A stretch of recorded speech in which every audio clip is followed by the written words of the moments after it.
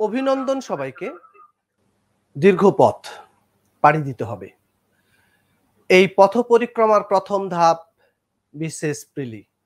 আর প্রিলিতে উত্তীর্ণ হয়েছেন আপনারা। এজন্য অবশ্যই অভিনন্দন পাওয়ার যোগ্য। তবে এই দীর্ঘ পথ পরিক্রমায় এখন সামনের যে ধাপ অতিক্রম করতে হবে,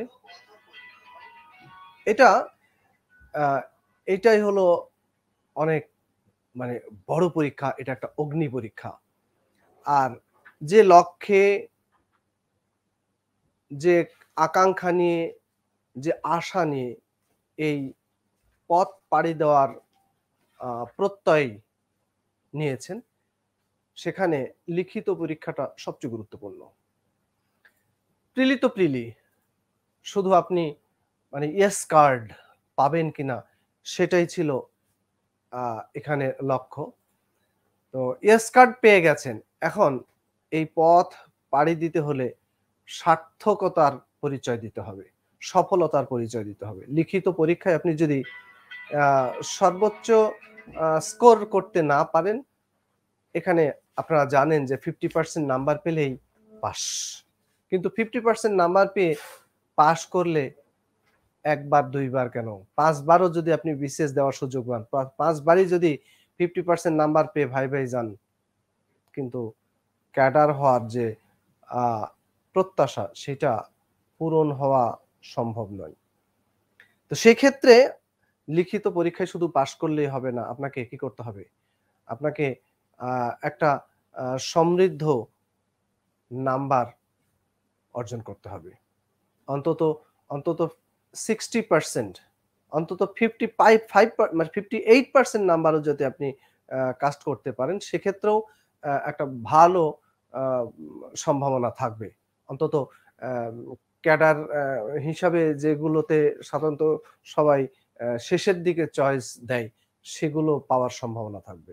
এই কারণে এখন আপনাদের হাতে যে সময় আছে, সেই সময়টাকে অবশ্যই কাজে লাগাতে হবে। সেই সময়টার একদম পুঙ্খানুপুঙ্খ, মাস নয়, দিন নয়, প্রত্যেকটা ঘন্টা থেকে আরো কম করেও যদি বলি, এই সময়ের মধ্যে আপনারা যদি হাতে ৪ টা মাস সময় পান, ধরে নিলাম ৪ মাস হাতে পাবেন। এই ৪ মাসের প্রত্যেকটা ঘন্টায় এবং প্রত্যেকটা ঘন্টাকে যদি আপনি ভাগ করেন ১০ মিনিট, ১৫ মিনিট, এই সময়গুলোও যদি আপনি অবহেলায় কাটিয়ে দেন, তাহলে কিন্তু আপনি বুঝবেন যে সেই অবহেলার খেসারতটা কত বেশি। এজন্য এই সময়টাকে কাজে লাগাবেন। আর এখন যে বিষয়টা সবচেয়ে গুরুত্বপূর্ণ, সেটা হলো রিটেনের জন্য, আপনার প্রিলির জন্য যে সময় পেয়েছিলেন, পর্যাপ্ত সময় পেয়েছেন। সেই তুলনায় রিটেনের প্রস্তুতিতে সময় নেহায়েতই কম। তো এই কম সময়ের মধ্যে আপনাকে যদি প্রস্তুতি কে আ স শানিত করতে হয়, সেক্ষেত্রে অবশ্যই পুরো সিলেবাসটাকে বুঝতে হবে। পুরো সিলেবাসের টপিকগুলো সম্পর্কে স্বচ্ছ ধারণা নিতে হবে এবং প্রত্যেকটা সাবজেক্টের প্রত্যেকটা টপিকের মধ্যে কোন টপিকগুলো অ্যান্সার করলে আ কোন টপিকগুলো থেকে প্রশ্ন বেশি আসে এবং কোন প্রশ্নগুলো অ্যান্সার করলে সবচেয়ে বেশি নাম্বার উঠবে, সেই বিষয়গুলো কিন্তু আপনাদের অবশ্যই আম এনালাইসিস করতে হবে। তো বাংলা সাহিত্য এবং ব্যাকরণ, বাংলা ১ম এবং ২য় পত্রের উপরে। এখানে অনায়াসে বাংলা ১ম পত্রে আপনি ৮৫ নাম্বার কাস্ট করতে পারবেন, অর্জন করতে পারবেন। কঠিন কিছুই না। বাংলা ফার্স্ট পেপারে সেক্ষেত্রে আপনি ব্যাকরণে ৩০ নাম্বার, ৩০ নাম্বারের মধ্যে ৩০ই কিন্তু পাওয়া সম্ভব। অসম্ভব কিছুই না। কারণ এখানে গণিতের মতো, অঙ্কের মতো নাম্বার, যা অ্যান্সার করবেন সঠিক হবে, ফুল নাম্বার পাবেন। সাহিত্যে ৩০ এর মধ্যে ধরে নিলাম ২৫, এখানে ২৫ নাম্বার পাবেন। সারাংশ এবং সারমর্ম এখানে ২০ এর মধ্যে ধরে নিলাম ১৫ আপনি পাবেন। আর ভাব সম্প্রসারণে ১৫। কত হয়? কত হয় দেখেন। দেখেন হয় কিনা? ৩, ২, ৫, ৬, ৩, ২, ৫, ৬, ৭, ৮ এই ৮৫। বাংলাতে নাম্বার কম ওঠে, কম পাওয়া যায়, এরকম কোনো কথা নাই। বাংলাতে অনেক নাম্বার, 87 তারও বেশি স্কোর করার রেকর্ড আছে। সুতরাং আপনারাও পারবেন। এইজন্য বলছিলাম যে একটু বুঝে শুনে সিলেবাসটাকে কি করতে হবে?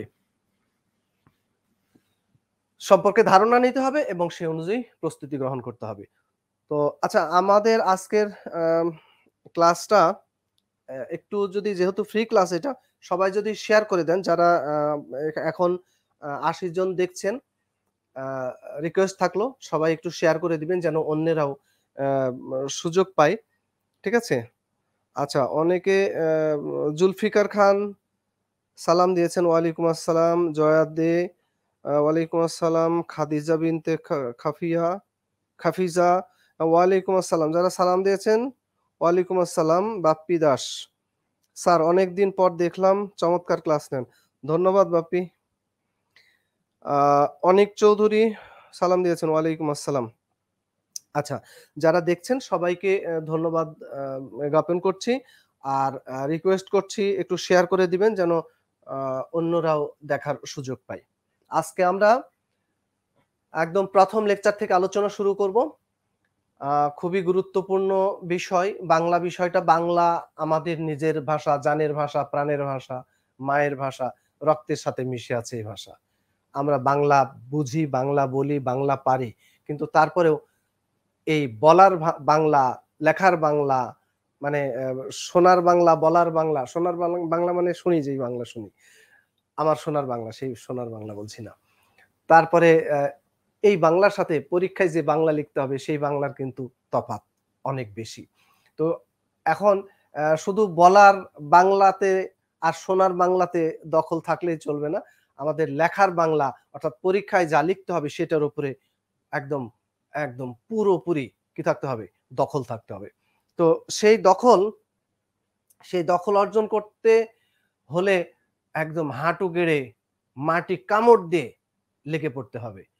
তো আমরা ১ম লেকচার আমাদের আপনাদের কাছে লেকচার প্ল্যান যেটা দেওয়া আছে, আ তো ১ম লেকচার হিসাবে ও আচ্ছা, আমার কাছে লেকচার প্ল্যানটা নাই অবশ্য। তো আমি আপনাদের ১ম সাহিত্য দিয়ে আলোচনা শুরু করি। কি বলেন? সাহিত্য দিয়ে আলোচনা শুরু করব। আম একটু। আচ্ছা, আপনারা ততক্ষণে একটু শেয়ার করে দেন। আমি তো ভেবেছিলাম সাহিত্য দিয়ে আলোচনা শুরু করব। হ্যাঁ? আ আমাদের লেকচার প্ল্যানে কি সাহিত্য দিয়ে শুরু করব নাকি বলেন? নাকি আ আম গ্রামার পোরশন আমাদের ফার্স্ট পেপারে, হ্যাঁ, জাভেদ একটু আসো। আসো। আমার এই লেকচার প্ল্যানটা একটু নিয়ে আসো। ইয়াটা কোর্স ম্যাটেরিয়ালসটা। আমাদের বাংলা সাহিত্য একটু কোর্স ম্যাটেরিয়ালসটা একটু দেখি। আছে? হ্যাঁ? তো ব্যাকরণেও ৩০, সাহিত্যেও ৩০। সাহিত্যে ১০ টা কোয়েশ্চেন অ্যান্সার করতে হবে। ৩ ১০ এ ৩০। আর ব্যাকরণে সেখানে ৫ টা কোয়েশ্চেন অ্যান্সার করতে হবে ৬ নাম্বার করে। ৫ ৬ ৩০। তো আমাদের এখানে যে লেকচার প্ল্যান আছে সেই লেকচার প্ল্যানে সম্ভবত ১ম লেকচারটাও গ্রামার আছে কিনা? আমি তো ভেবেছিলাম যে সাহিত্য দিয়ে শুরু করব। তো আ সাহিত্য দিয়ে শুরু করুন স্যার। ওকে। আ তাহলে সাহিত্য দিয়ে শুরু করা যাক। আজকে সাহিত্য দিয়ে শুরু করি। তারপরে দেখি ওখানে লেকচারটা সম্ভবত বানানের উপরে আছে। সেটাও নেওয়া যেতে পারে। কিন্তু আ সাহিত্য দিয়ে শুরু করতে বলছেন অনেকেই। শুরু করা যেতে পারে। নাকি? ওকে। তো আমাদের ১ নাম্বার আজকে আলোচনা শুরু করি। ১ নাম্বার হয়তো আমাদের ম্যাটেরিয়ালস এর সাথে মিলছে কিনা আমি জানি না। সম্ভবত নাও মিলতে পারে। তো সাহিত্য দিয়ে আলোচনা শুরু করা যাক। ওকে? তো আমাদের সাহিত্যের ১ম, তার মানে কি? এখানে বেশ কিছু প্রশ্ন, বিশেষ করে প্রাচীন যুগ থেকে কোয়েশ্চেন আসতে পারে। একটা প্রশ্ন হতে পারে, এখানে কোয়েশ্চেন গুলো আমরা প্রিলিতে যে প্রিপারেশন নিয়েছি সেটার থেকে রিটেন এর প্রিপারেশনটা কিন্তু অবশ্যই ভিন্ন হবে। যদিও কিছু মিল থাকবে, কিন্তু উত্তর করার ক্ষেত্রে অবশ্যই আমাদের একটু ভিন্নতা থাকবে এবং একটু কৌশল অবলম্বন করতে হবে। আমাদের 3 নাম্বার, এক একটা প্রশ্নের জন্য 3 নাম্বার। তো 3 নাম্বারের জন্য আপনি 10 টা কোশ্চেন তো? 10 টা কোশ্চেন 3 নাম্বার করে যে 30। তো একটা কোশ্চেন একটা আমি একটা একটু আপনাদের ধারণা দিয়ে দিই যে দশম বিসিএস থেকে 24, 25, 26 তম বিসিএস পর্যন্ত তখন কিন্তু ওই একটা প্রশ্নের জন্য একটা নাম্বার এরকম ছিল। পরবর্তীতে ২৭ তম বিসিএস থেকে এটা ১ নাম্বারের জায়গায় ২ নাম্বার হলো। তারপরে ৩৫ তম বিসিএস থেকে ৩ নাম্বার শুরু হলো। মানে একটা কোশ্চেনের জন্য ৩ নাম্বার। তো সেক্ষেত্রে ৩ নাম্বারের একটা প্রশ্নের জন্য আপনি কত লিখবেন?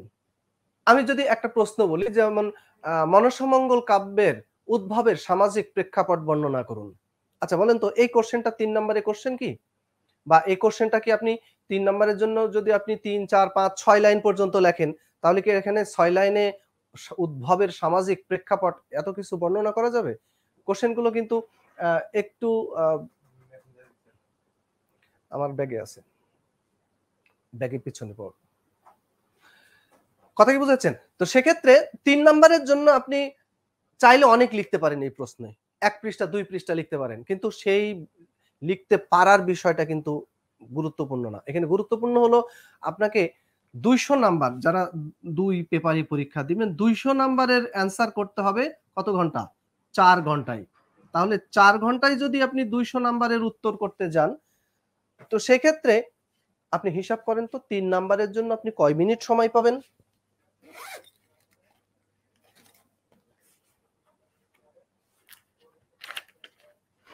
৩ নাম্বারের জন্য আপনি হিসাব করে দেখবেন ১ মিনিট ২ সেকেন্ডের মতো সময় পাবেন। তার মানে ৩ নাম্বারের প্রশ্নে আপনি ৩ মিনিট ৬ সেকেন্ডের মতো সময় পাবেন। তাহলে ৩ মিনিটে আপনি কত পৃষ্ঠা লিখতে পারবেন? কথা কি বুঝতে পেরেছেন? আর এখানে আরেকটা বিষয় হলো যে আম আমি চাইলেই কিন্তু লিখব না। চাইলে লিখতে পারব না। সময়ের দিকে খেয়াল রেখে আমাকে উত্তরগুলো করতে হবে। তো সেক্ষেত্রে অবশ্যই আপনাকে মূল বিষয়গুলো, মূল তথ্যগুলো এখানে দিতে হবে। আ একদম ব্যাখ্যা বিশ্লেষণ করার কোনো সুযোগ আপনি এখানে পাবেন না। আচ্ছা, তো আমরা এখানে আ কিছু প্রশ্ন আলোচনা করব, যে প্রশ্নগুলো পরীক্ষায় আসার মতো। আমি ১ম এ একটা প্রশ্ন বলি যেমন বাংলা সাহিত্যের যুগ বিভাগ সম্পর্কে লিখুন। এই প্রশ্নটা এই প্রশ্নটা আপনি কতটুকু লিখবেন? একটা তো হলো যুগ বিভাগ সম্পর্কে বিভিন্ন গবেষকদের বিভিন্ন অভিমত আছে, তাই তো? এখানে প্রাচীন যুগ সম্পর্কে অভিমত আছে, মধ্যযুগ সম্পর্কে আছে, আধুনিক যুগ সম্পর্কে আছে। তো এবং প্রত্যেকটা বিভাগের মধ্যে আবার বিভিন্ন জনের মত আছে। বিভিন্ন ব্যক্তিকে কেন্দ্র করে আবার এগুলোর ভাগাভাগি আছে। সময় মানে ৩ নাম্বারের প্রশ্ন এবং ৩.২ মানে ৩ মিনিট ২ সেকেন্ড এই বিষয়টা মাথায় রেখে আপনাকে অ্যান্সার করতে হবে। তো যুগ বিভাগ সম্পর্কে আমরা জানি যে বাংলা সাহিত্যে ৩ টা যুগে ভাগ করা হয়েছে। প্রাচীন, মধ্য এবং আধুনিক যুগ, তাই তো? এখন প্রাচীন, মধ্য, আধুনিক যুগ আমরা ৩ টা যুগের স্থিতিকাল জানি যে এখানে ৬৫০ থেকে ১২০০ অথবা ৯৫০ থেকে ১২০০। মধ্যযুগ এটা আ ১২০১ থেকে ১৮০০ আর আধুনিক যুগ ১৮০১ থেকে আজ পর্যন্ত। এটা কিন্তু অ্যান্সার হয়ে গেল। এটা কিন্তু বাংলা সাহিত্যের যুগ বিভাগ সম্পর্কে লিখুন। অ্যান্সার হয়ে গেল যে বাংলা সাহিত্যের পুরো সময়টাকে ৩ টা যুগে ভাগ করা হয়েছে। এর মধ্যে প্রাচীন যুগ, মধ্যযুগ, আধুনিক যুগ। প্রাচীন যুগ সম্পর্কে আ একাধিক মত মানে একাধিক মত থাকলেও ২ টো বক্তব্য উল্লেখযোগ্য। একটা হলো আ ৬৫০ থেকে ১২০০ ডক্টর মোহাম্মদ শহীদুল্লাহ, ৯৫০ থেকে ১২০০ ডক্টর সুনীতি কুমার চট্টোপাধ্যায়, তাই তো?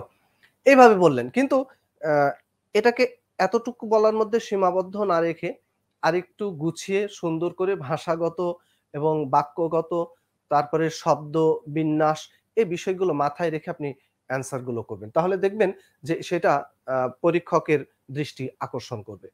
তো শুরুতেই যদিও ছোট আকারে সংক্ষিপ্ত আকারে উত্তরগুলো করতে হবে কিন্তু তারপরেও আপনাকে যদি ১ম একটা বাক্য যেটা পরীক্ষকের একদম মন জয় করে নেয়, সেটা কিন্তু অনেক গুরুত্বপূর্ণ বিষয়। যেকোনো অ্যান্সার আ আপনি হয়তো ৩ নাম্বারের জন্য আপনি ধরে নিলাম ৬ লাইন লিখবেন। তো ৬ লাইনের মধ্যে ১ম লাইনটা এমন হওয়া উচিত যেই লাইনটা পুরো বাক্যটার মধ্যে একটা মানে সৌন্দর্যের বহিঃপ্রকাশ ঘটায়। তো এখানে কি বলবে না? এরকম একটা বাক্য আপনি বলতে পারেন যে বাংলা সাহিত্যের অতীত ইতিহাস সম্পর্কে সুস্পষ্ট প্রমাণাদি না থাকলেও আ বিভিন্ন গবেষক বাংলা সাহিত্যের পুরো সময়টাকে ৩ টি ভাগে প্রাপ্ত তথ্য প্রমাণাদির ভিত্তিতে ৩ টি যুগে ভাগ করেছেন। এমনি সরাসরি আপনি বলে দিলেন যে বাংলা সাহিত্যের পুরো যুগকে, পুরো সময়কে ৩ টি যুগে ভাগ করা হয়েছে। এই কথাটা আর আমি যেভাবে বললাম যে বাংলা সাহিত্যের অতীত ইতিহাস সম্পর্কে সুস্পষ্ট প্রমাণাদি আ না থাকলেও প্রাপ্ত তথ্য প্রমাণাদির ভিত্তিতে গবেষকগণ পুরো সময়টাকে ৩ টি ভাগে ভাগ করেছেন। এই যে একটা বাক্য, এই বাক্যটা কিন্তু পুরো উত্তরের একটা শোভা বর্ধন করলো। এখানে একটা অলংকার সৃষ্টি করলো। এজন্য চেষ্টা করবেন ১ম বাক্যটার মধ্যে একটা যেন আ আ মানে সৌন্দর্য দান করতে। এখানে আরেকটা বিষয় দেখেন যে প্রাচীন যুগ সবাই তো এই কথাটাই বলবে। ৬৫০ থেকে ১২০০, ৯৫০ থেকে ১২০০। কিন্তু আপনি শুধু এই কথাটাকে এইভাবে না বলে যদি একটু ভিন্নভাবে বলেন, কিভাবে বলবেন? যে প্রাচীন যুগের স্থিতিকাল এখানে ৬৫০ থেকে ১২০০ না বলে আপনি কি বলবেন? সপ্তম থেকে স্থিতিকাল সম্পর্কে ২ টো বক্তব্য প্রণিধানযোগ্য। এক আ একটি বক্তব্য প্রদান করেছেন ডক্টর মোহাম্মদ শহীদুল্লাহ। তার মতে প্রাচীন যুগের স্থিতিকাল সপ্তম থেকে কত? দ্বাদশ শতক। ব্র্যাকেটে আপনি এটা দিয়ে দিতে পারেন ৬৫০ থেকে ১২০০ খ্রিস্টাব্দ। আর ডক্টর সুনীতি কুমার চট্টোপাধ্যায়ের মতে কত? দশম থেকে দ্বাদশ শতক। ব্র্যাকেটে এটা দিয়ে দিলেন। তো এটা কিন্তু একটু ভিন্নতা আসলো। মধ্যযুগ সরাসরি ১২০১ থেকে ১৮০০ না দিয়ে কি বলবেন? এটা কত শতক বলেন তো? ১২০১ মানে কোন শতক? বলেন ১২০১ মানে কোন শতক?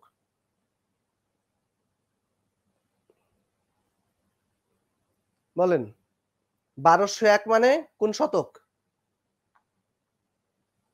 আচ্ছা, আমার ওই কমেন্টস আপনাদের কাছে পৌঁছতে সম্ভবত একটু দেরি হয়। ততক্ষণে আমি আ নিজেই বলে দিই। আপনারা বলতে হয়তো এতক্ষণে বলেছেন কেউ। ১২০১ ১২০০ মানে দ্বাদশ। রাউন্ড ফিগার পার হয়ে গেলে এটা পরের শতক তার মানে ত্রয়োদশ। ত্রয়োদশ থেকে তাহলে এটা কত? রাউন্ড ফিগার অষ্টাদশ। অষ্টাদশ ১৮০০ পর্যন্ত। ১৮০১ হলে ঊনবিংশ বা ১৯ শতক। তাহলে এখানে কি বলবেন? মধ্যযুগ ত্রয়োদশ থেকে অষ্টাদশ ব্র্যাকেটে এটা বলতে পারেন যে ১২০১ থেকে ১৮০০ খ্রিস্টাব্দ। তারপরে আধুনিক যুগ অষ্টাদশ শতক থেকে আজ পর্যন্ত বা ১৮০১ থেকে অদ্যাবধি। তো এখানে এই যে ৩ টা যুগে ভাগ করার কথা বললেন, আরো কথা এখানে আপনি বলতে পারেন। মধ্যযুগের স্থিতিকাল সম্পর্কে যেমন ১ম ১৫০ বছর সম্পর্কে বলা হয়েছে অন্ধকার যুগ। তারপরে আ মধ্যযুগে আরো ভাগ করা হয়েছে। শ্রী চৈতন্যকে কেন্দ্র করে ৩ টা যুগে ভাগ করা হয়েছে। চৈতন্য পূর্ববর্তী যুগ, চৈতন্য যুগ, চৈতন্য পরবর্তী যুগ। তারপরে আধুনিক যুগ এখানে কয়েকটা স্তরে ভাগ করা হয়েছে। ডক্টর সুকুমার সেন তিনি ৪ টা স্তরের কথা বলেছেন। একটা হলো আ মানে ১৮০০ পর্যন্ত। ষোড়শ থেকে অষ্টাদশ শতক পর্যন্ত। আরেকটা হলো অষ্টাদশ শতক থেকে ১৮৪৭ পর্যন্ত। যেটা বিদ্যাসাগরের আগ পর্যন্ত। আরেকটা ভাগ করেছেন তিনি ১৮০১ ৪৭ থেকে ১৮৬৫ মানে ৬৫ পর্যন্ত অর্থাৎ বঙ্কিমচন্দ্রের আগ পর্যন্ত। আরেকটা হলো বঙ্কিমচন্দ্র থেকে এই বর্তমান। এই ৩ টা ভাগ হয়েছে। এই যে এত কথা যদি আমি বললাম, এত কথা বলতে গেলে কিন্তু আপনি ৩ মিনিটও কভার করতে পারবেন না। তো সেই ক্ষেত্রে আমাদের যুগ বিভাগ সম্পর্কে এতটুকু কথা বললেই কিন্তু উত্তরটা আসলে হয়ে যাবে। তবে একটা কাজ করতে পারেন সেখানে যে এই যে ৩ টা যুগে যে ভাগ করলেন, ৩ টা যুগে যে ভাগ করেছেন ভাগগুলো কি এমনি করেছেন নাকি সুনির্দিষ্ট কারণ আছে? কারণ তো অবশ্যই আছে, তাই না? কি, কি কারণে প্রাচীন যুগ ৬৫০ বা ৯৫০ থেকে ধরা হলো? ১ থেকে না ধরে? তো সেক্ষেত্রে একটাই সাহিত্যিক নিদর্শন ছিল চর্যাপদ। এই চর্যাপদের রচনা এটার উপরে ভিত্তি করে প্রাচীন যুগ এটা বা ৬৫০ বা ৯৫০ থেকে ১২০০। মধ্যযুগ এখানে ১২০০ পর মুসলিম শাসকরা এসেছিলেন। তাদের আগমনের সাথে সাহিত্যের একটা যোগসূত্র বিবেচনা করে মুসলিম শাসনের সূচনা, মুসলিম শাসনের সূচনা এটাকে কেন্দ্র করে আ মধ্যযুগ ধরা হয়েছে ১২০১ থেকে। আর গদ্যের সূচনা এবং তাতে ইউরোপীয় শাসনের প্রভাব, গদ্যের সূচনা তথা ইউরোপীয় শাসনের প্রভাব এটাকে কেন্দ্র করে ১৮০১ থেকে আজ পর্যন্ত আধুনিক যুগ ধরা হয়েছে। তাহলে এখানে আপনি এই কথাটা ফিনিশিং এ বলতে পারেন যে এখানে চর্যাপদের রচনার প্রভাবে প্রাচীন যুগ, মুসলিম শাসনের প্রভাবে মধ্যযুগ এবং গদ্যের সূচনা তথা ইউরোপীয় শাসনের প্রভাবে আধুনিক যুগের অস্তিত্ব কল্পনা করা হয়েছে। এতটুকু অ্যান্সারই যথেষ্ট। তবে আপনি চাইলে যদি সময় পান, সুযোগ থাকে, তাহলে আপনি আরো যে কথাগুলো আমি বলেছি সেই কথাগুলোর উত্তর আপনি পাশাপাশি লিখে ফেলতে পারেন। ঠিক আছে? ওকে, এবার আমরা আরেকটা প্রশ্নে আসি। তাহলে একটা কোশ্চেন আলোচনা করলাম যে বাংলা সাহিত্যের যুগ বিভাগ সম্পর্কে লিখুন। আরেকটা কোশ্চেন আমি আলোচনা করব এখানে যে এই যে ৩টা যুগে ভাগ করলাম, ৩টি যুগের বৈশিষ্ট্য সম্পর্কে লিখুন। কি? বাংলা সাহিত্যের ৩টি যুগের বৈশিষ্ট্য সম্পর্কে লিখুন। আচ্ছা, ৩টা যুগের বৈশিষ্ট্য সাহিত্য কোথা থেকে আসে? আকাশ ফুঁড়ে নামে নাকি মাটি ভেদ করে ওঠে? কোথা থেকে আসে সাহিত্য? সাহিত্য আসে মূলত আমাদের জীবন থেকে। আমাদের জীবনে নানা ধরনের অনুভূতি আছে। সুখ, দুঃখ, হাসি, কান্না, আনন্দ, বেদনা এগুলোই কি হয়? সাহিত্যের মধ্য দিয়ে প্রতিফলিত হয়। আর জীবনের অনুভূতি কি সবসময় একরকম থাকে? শৈশব কৈশোরে রৌদ্রের দুপুরে সে ডান পিঠে দৌড়াদৌড়ি ছুটাছুটি পাবেন এখন? আর এখনকার অনুভূতি তখন থাকবে? জীবনের আ অনুভূতিগুলো একেক সময়ে যেমন একেক রকম। বাংলা সাহিত্য ৩ টা সময় পার করেছে। ৩ টা সময়ের সাহিত্যিক বৈশিষ্ট্য আলাদা। এখানে ৩ টা ভাগের মধ্যে প্রাচীন যুগ যেটা, এটা ধরা হয়েছে মূলত যদিও চর্যাপদে বৌদ্ধ ধর্মের বিষয়গুলো আলোচিত হয়েছে, কিন্তু এর অন্তরালে ব্যক্তিকে মুখ্য প্রধান হিসাবে উপস্থাপন করা হয়েছে। কিন্তু মধ্যযুগে গিয়ে আবার পাল্টে গেল। মধ্যযুগে গিয়ে ব্যক্তির পরিবর্তে ধর্ম, দেবদেবী এই সমস্ত বিষয়ের আলোচনায় মুখ্য হয়ে উঠল। আর আধুনিক যুগে এসে মানুষ, মানবতা, যুক্তিশীলতা এগুলোই হলো প্রধান উপজীব্য। তাহলে এখানে যে কোশ্চেনটা আমাদের কাছে চাওয়া হচ্ছে যে ৩টি যুগের বৈশিষ্ট্য সম্পর্কে লিখুন। ৩টি যুগের অনেক বৈশিষ্ট্য আপনি বলতে পারবেন। কিন্তু যেহেতু সময় স্বল্পতা, এই কারণে আপনি মূল বৈশিষ্ট্যগুলো এখানে নিয়ে আসবেন। বৈশিষ্ট্যগুলো কিভাবে কেন আপনি বলছেন? বৈশিষ্ট্য কোথা থেকে পাচ্ছি? বৈশিষ্ট্য পাচ্ছি মূলত সাহিত্য থেকে। আর ৩টা যুগের সাহিত্যের বৈশিষ্ট্য আলাদা। সেই কথাগুলো আপনি যদি একটু গুছিয়ে বলেন যে আ সাহিত্যকে জীবনের দর্পণ বলা হয়। দর্পণ মানে কি? আয়না। জীবনের সুখ, দুঃখ, হাসি, কান্না, আনন্দ, বেদনা এগুলো সাহিত্যের মধ্য দিয়ে প্রতিফলিত হয়। আর বাংলা সাহিত্যে ৩ টা যুগে ৩ ধরনের সাহিত্যিক বৈশিষ্ট্যের প্রতিফলন ঘটেছে। চর্যাপদে যদিও বৌদ্ধ ধর্মের বিষয়গুলো আলোচিত হয়েছে, কিন্তু এর অন্তরালে ব্যক্তিকেই মুখ্য হিসাবে উপস্থাপন করা হয়েছে। মধ্যযুগে ব্যক্তির পরিবর্তে ধর্ম, দেবদেবী নির্ভর আলোচনায় ছিল প্রধান। কিন্তু আধুনিক যুগে এসে ব্যক্তি, ধর্ম এগুলোর পরিবর্তে মানুষ, মানবতা, যুক্তিশীলতা এগুলোকেই প্রধান উপজীব্য হিসেবে উপস্থাপন করা হয়। তো সাহিত্যের ৩টি যুগের বৈশিষ্ট্য সম্পর্কে সংক্ষেপে আপনি এভাবে লিখতে পারেন। আচ্ছা, এবারে আরেকটা কোশ্চেন আমি একটু আলোচনা করে দিই, সেটা হলো মধ্যযুগের সাথে আধুনিক যুগের পার্থক্য কি? মধ্যযুগের সাথে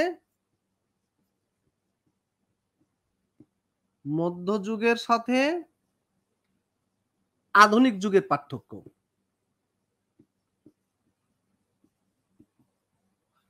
এই কোশ্চেনটা আমি কিন্তু অলরেডি আ ৩টা যুগের বৈশিষ্ট্য আলোচনা করে ফেলেছি। তাহলে এখানে মধ্যযুগের সাথে আধুনিক যুগের পার্থক্য কি বলেন তো? কি পার্থক্য পাবো আমরা এখানে? মধ্যযুগের সাথে আধুনিক যুগের। এই ২ যুগের মধ্যে কি পার্থক্য আছে? এখানে কি পার্থক্য পেয়েছি?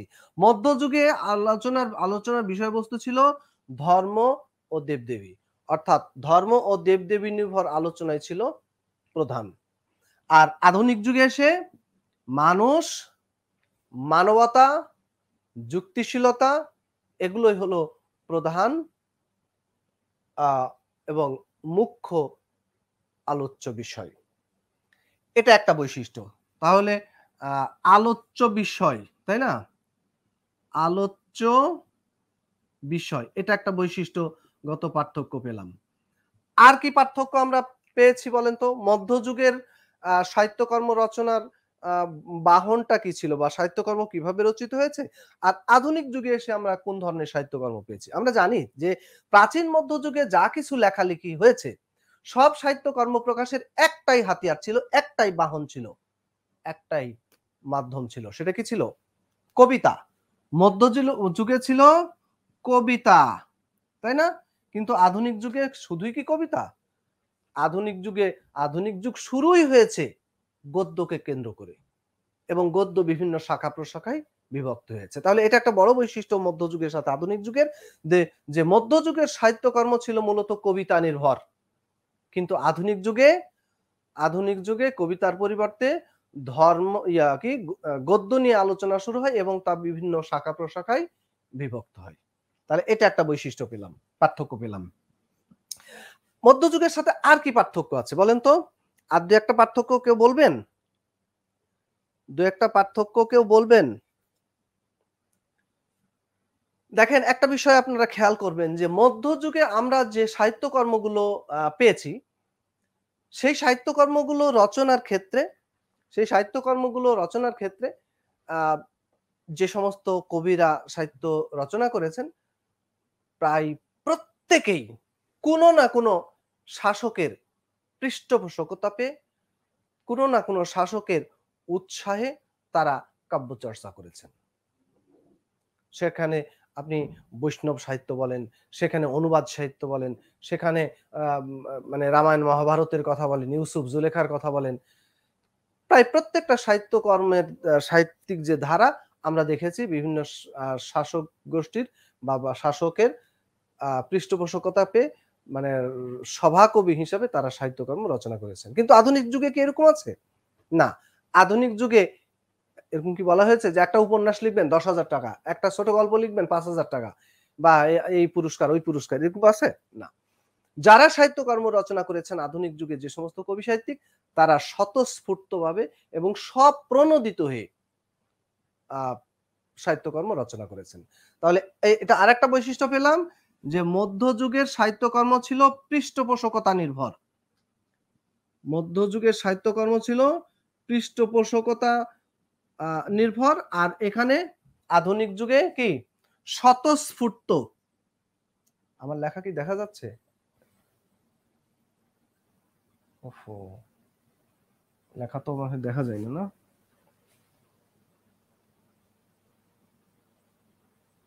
এই পর্যন্ত দেখতে পান। আচ্ছা, আমি তাহলে বলে দিই। এখানে পৃষ্ঠপোষকতা নির্ভর ছিল মধ্যযুগের সাহিত্যকর্ম। কিন্তু আধুনিক যুগে কি স্বতঃস্ফূর্ত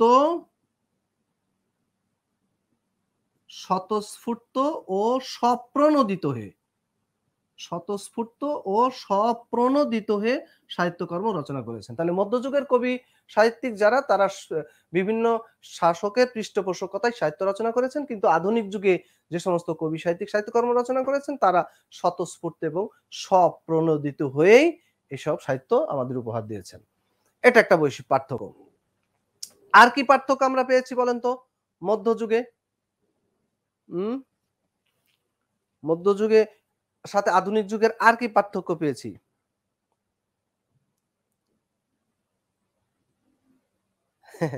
মধ্যযুগের সাহিত্য পাওয়া হতো। কি লিখেছেন মাসুদুর রহমান?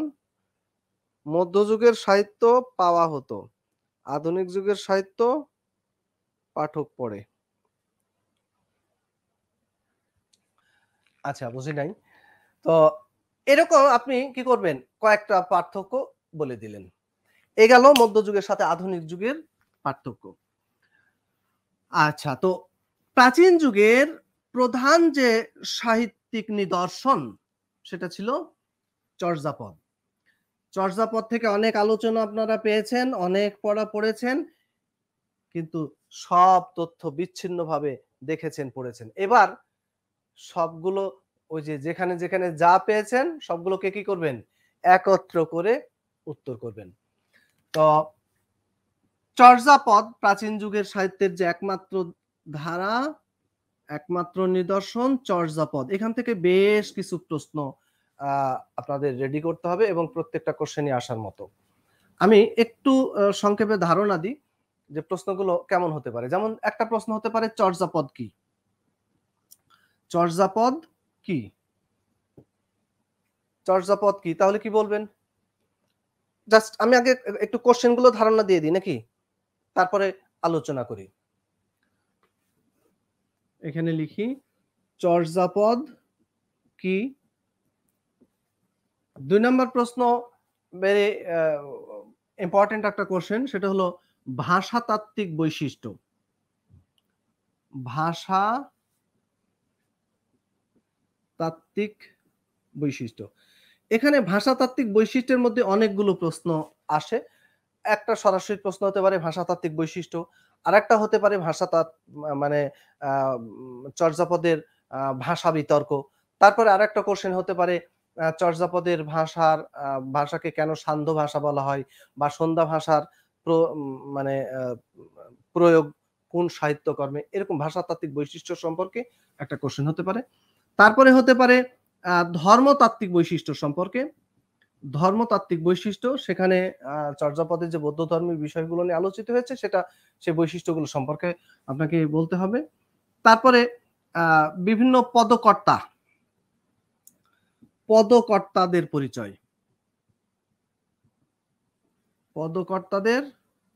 পরিচয়। এখানে যে কোনো পদকর্তা সম্পর্কে প্রশ্ন হতে পারে, অথবা বলল যে কোনো ২ জন পদকর্তার পরিচয় দিন, এমন হতে পারে। অথবা নাম ধরেই বলল যে চর্যাপদের সর্বাধিক পদ রচয়িতাকে, তার পরিচয় দিন। অথবা চর্যাপদের মহিলা কবিকে, তার পরিচয় দিন। চর্যাপদের বাঙালি কবিদের পরিচয় দিন। এরকম বিভিন্ন প্রশ্ন হতে পারে। তো পদকর্তাদের পরিচয়। আরেকটা হলো পদ সম্পর্কে ধারণা দিন।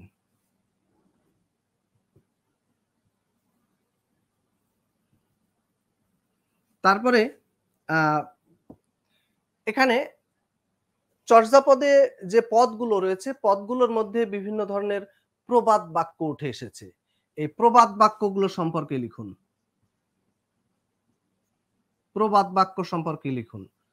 তারপরে চর্যাপদে এটা লেখা তো হয়েছে অনেক আগে, কিন্তু পাওয়া গেছে অনেক পরে। তো মাঝখানে এটা কি হারানো অবস্থায় ছিল, উদ্ধার করা হয়েছে। তো চর্যাপদ উদ্ধার করা হয়েছে, আবিষ্কার করা হয়েছে। তো এই আবিষ্কারের বৃত্তান্তটা আপনাদের কাছে জানতে চাইবে। চর্যাপদ আবিষ্কারের বৃত্তান্ত।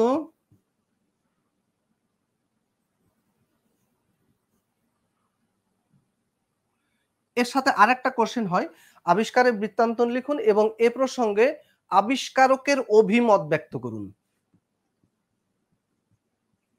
আবিষ্কারকের অভিমত। ঠিক আছে? আবিষ্কারক এ সম্পর্কে মানে আবিষ্কার করার পর এই প্রসঙ্গে বা এটা সম্পর্কে কি বলেছেন, সেই অভিমত। আচ্ছা, চর্যাপদ আবিষ্কার করা হয়েছে, তখন চর্যাপদের নাম কি ছিল, এবং এইটার নাম নিয়ে আরো যে বিতর্কগুলো আছে নামকরণ সম্পর্কে। চর্যাপদের নামকরণ সম্পর্কে প্রশ্ন হতে পারে। আচ্ছা, তারপরে চর্যাপদ এখানে চর্যাপদে যে সমস্ত পদ রচিত হয়েছে, এই পদগুলোর মধ্যে নানা ধরনের তথ্য আছে। এখানে যেমন কি আছে, সমাজচিত্র আছে, চর্যাপদের সমাজচিত্র। তারপরে এখানে আছে দরিদ্র জনগোষ্ঠীর পরিচয়। দরিদ্র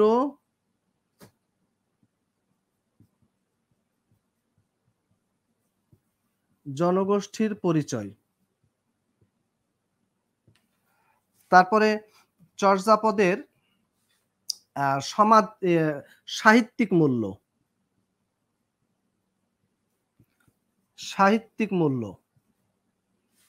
তারপরে চর্যাপদে ছন্দ নিয়ে কথা আছে। আচ্ছা, জায়গা হচ্ছে না, আমি এই পাশে একটু লিখি। ঠিক আছে, ছন্দ নিয়ে। তারপরে এখানে নারী, কি বলবো, নারীর অবস্থা। চর্যাপদে নারীদের অবস্থা সম্পর্কে। এরপরে চর্যাপদে ছন্দের কথা তো বলেছি। আরেকটা বিষয়, চর্যাপদ সংকলন গ্রন্থ হিসেবে, চর্যাপদ কিসের সংকলন? গানের সংকলন না কবিতার সংকলন? এই যে একটা বিতর্ক। সংকলন, সংকলন গ্রন্থ, চর্যাপদ সংকলন গ্রন্থ হিসেবে চর্যাপদের পরিচয় দিন। তারপরে এখানে আরেকটা বিষয় হলো, চর্যাপদ এটা গান হিসাবে উপস্থাপন করা হয়েছে। ডক্টর মোহাম্মদ শহীদুল্লাহ, এরকম অনেকেই বলেছেন চর্যাপদ বুদ্ধিস্ট মিস্টিক সংস বলেছেন, তাই না, ডক্টর মোহাম্মদ শহীদুল্লাহ। তো এই যে চর্যাপদের যে গানের কথা বলা হয়েছে, মানে সঙ্গীত, মানে গানের সংকলন হিসেবে চর্যাপদের পরিচয়, গানের সংকলন হিসাবে। ঠিক আছে? তো এরকম অনেক প্রশ্ন চর্যাপদের মধ্যে রয়েছে। আমাদের এই প্রশ্নগুলো রেডি করতে হবে।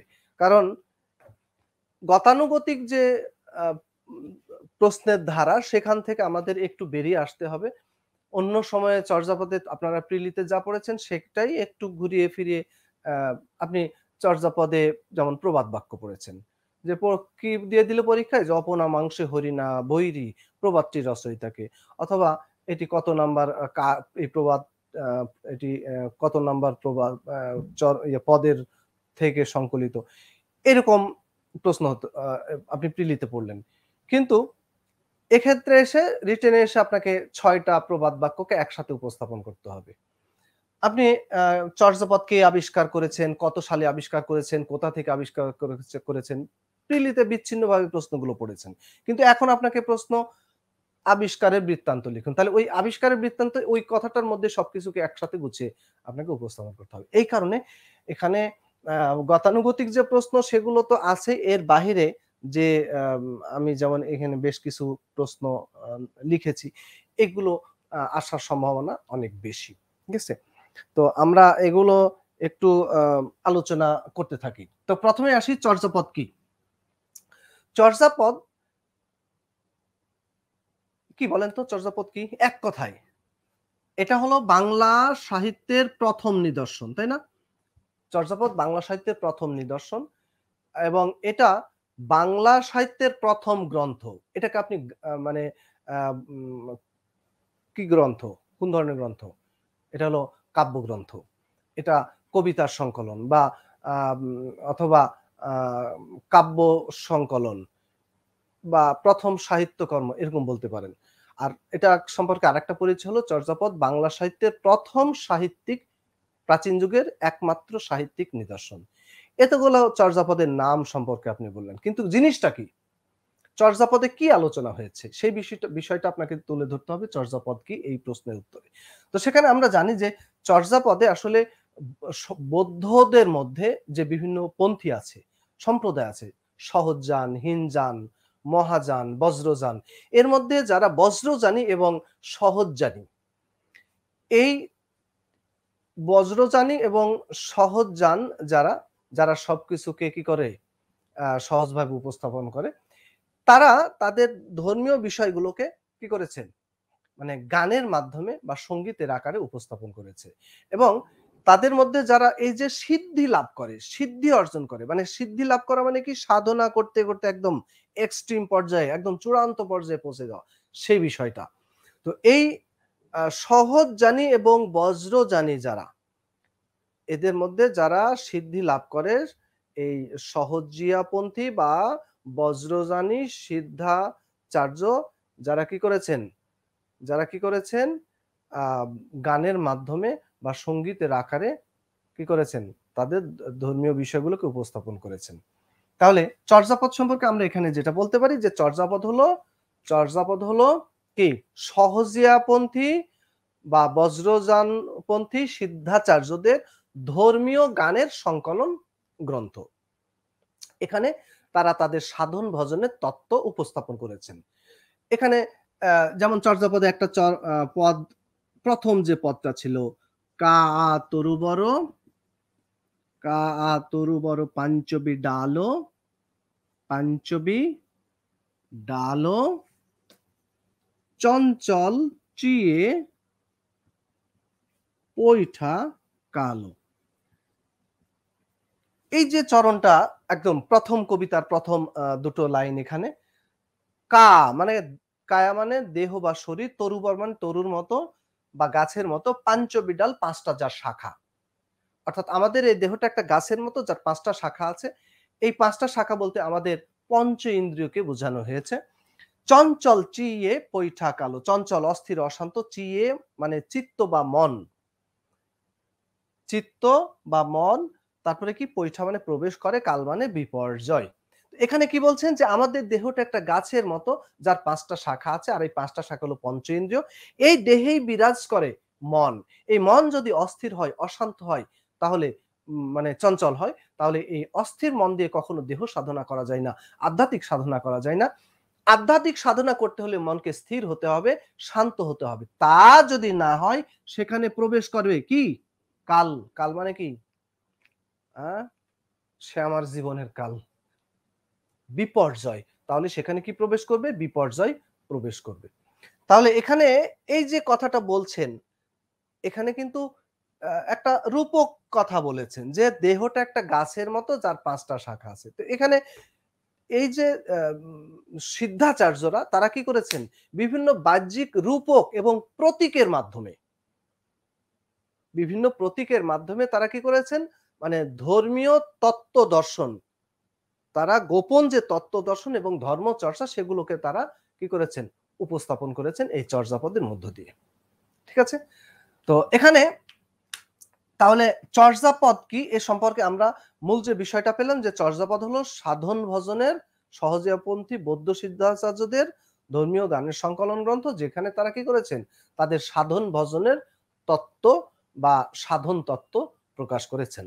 এবং সেখানে তারা মানে গোপন তত্ত্ব দর্শন আর যে ধর্মচর্চা, তত্ত্ব দর্শন যেটাকে ইংরেজিতে বলা হয় মেটাফিজিক্স, এটাকে এবং আ ধর্মীয় যে বিষয়াদি সেগুলোকে তারা কি করেছেন?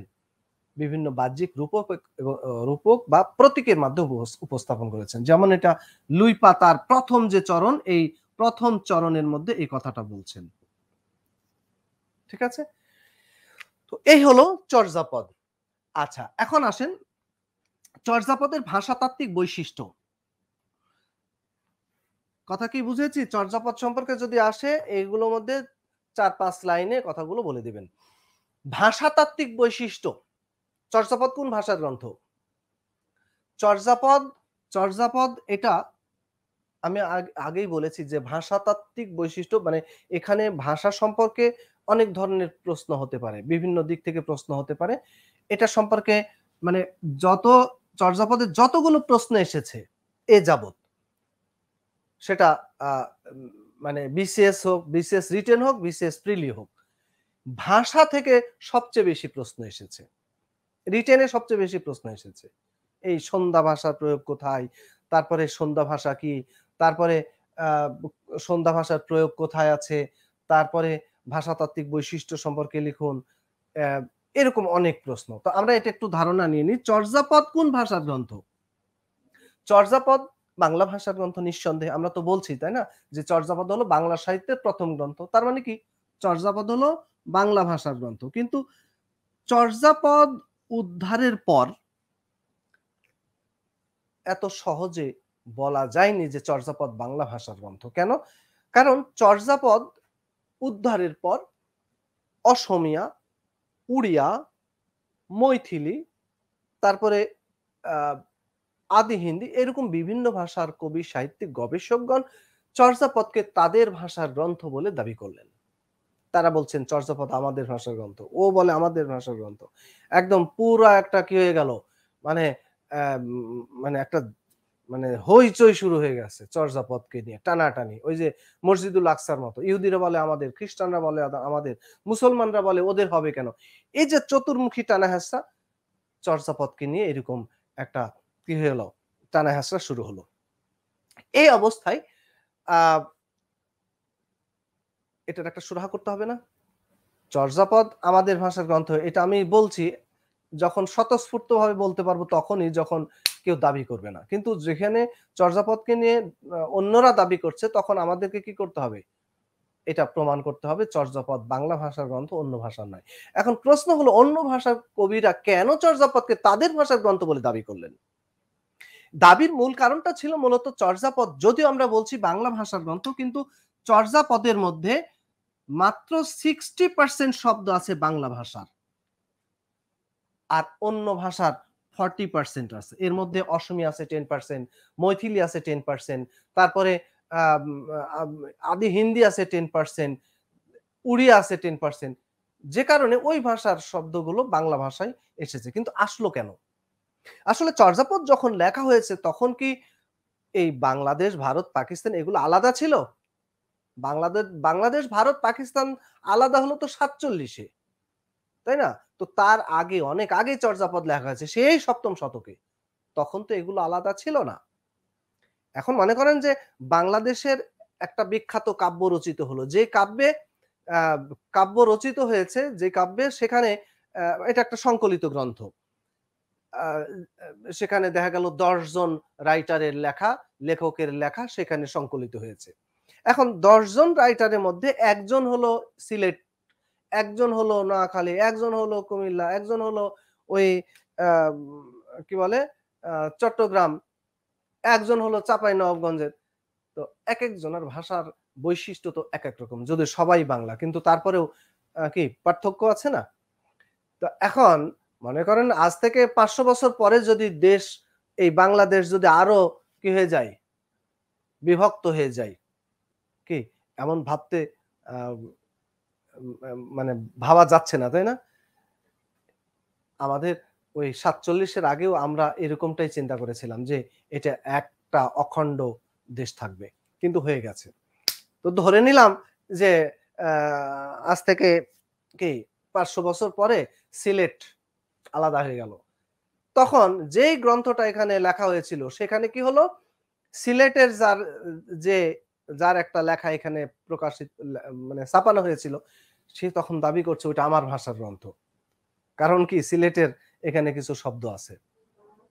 কিন্তু যখন লেখা হয়েছে তখন তো আর আলাদা ছিল না। চর্যাপদের ক্ষেত্রে সেই কথাটাই আসলে প্রযোজ্য। যেমন ডক্টর মোহাম্মদ আব্দুল হাই তিনি বলছেন যে পঞ্চদশ শতকে মানে ১৫ শতকে। ১৫ শতক মানে কি ১৪০১ থেকে ১৫০০। বলছেন যে পঞ্চদশ শতকে বাংলা এবং অসমীয়া এই দুটো ভাষার মধ্যে কোনো পার্থক্য ছিল না।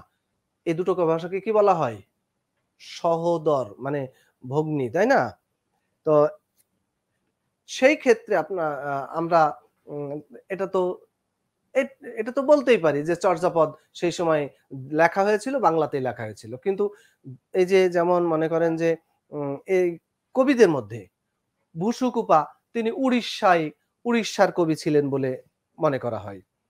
তো এইরকম আ একেকজন একেকটা অঞ্চলের বসবাস ছিল। কিন্তু তারা অ্যা এই মানে সিদ্ধি লাভ করার জন্য কি করেছিলেন? যে বৌদ্ধদের যে কি ওই যে মানে আস্তানা, বিহার যেগুলো আমরা এখন দেখি, সেখানে তারা এসে একত্র হয়েছিলেন।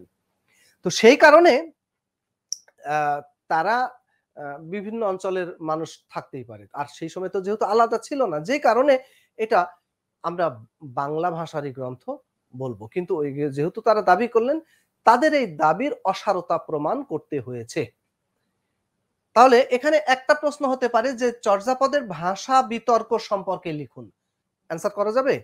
চর্যাপদের ভাষা বিতর্ক সম্পর্কে কি বলবেন? যে চর্যাপদ বাংলা সাহিত্যের ১ম গ্রন্থ এবং আ এটি প্রাচীন বাংলায় রচিত। প্রাচীন বাংলার কথ্য রীতিতে যদিও রচিত হয়েছে।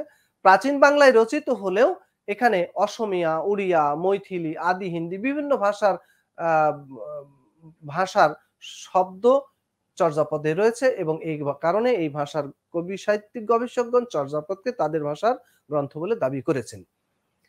তাদের এই দাবির অসারতা প্রমাণ করার জন্য তাদের এই দাবির অসারতা প্রমাণ করার জন্য ১ম কে, কে ১ম মানে এটা প্রমাণ করেছেন যে চর্যাপদ বাংলা ভাষার গ্রন্থ? এটাই বলবেন যে অসারতা প্রমাণ করার জন্য ডক্টর সুনীতি কুমার চট্টোপাধ্যায় কত সালে? ১৯২৬ সালে কোন গ্রন্থে?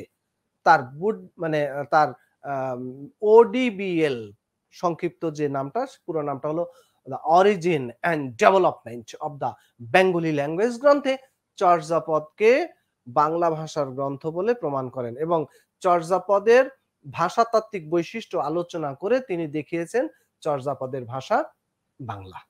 ঠিক আছে? তাহলে ভাষাতাত্ত্বিক যে বিতর্ক, মানে চর্যাপদের যে ভাষা বিতর্ক, সেই বিতর্কটা এখানে আপনি বলতে পারবেন। ঠিক আছে?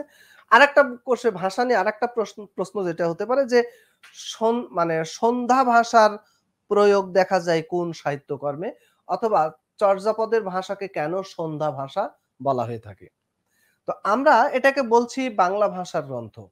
কিন্তু এটাকে বাংলা ভাষার গ্রন্থ বললেও বিভিন্ন আ গবেষক এটাকে বিভিন্ন নাম দিয়েছেন চর্যাপদের ভাষাকে। এটাকে কেউ বলেছেন সন্ধ্যা ভাষা, কেউ বলেছেন সান্ধ্য ভাষা। কি বলেছেন? সান্ধ্য ভাষা। কেউ বলেছেন আলো আঁধারি ভাষা। কি বলেছেন? আলো আঁধারি ভাষা। কেউ এটাকে বলেছেন প্রচ্ছন্ন ভাষা। কি বলেছেন? প্রচ্ছন্ন ভাষা। কেউ এটাকে বলেছেন বঙ্গ কামরূপী ভাষা।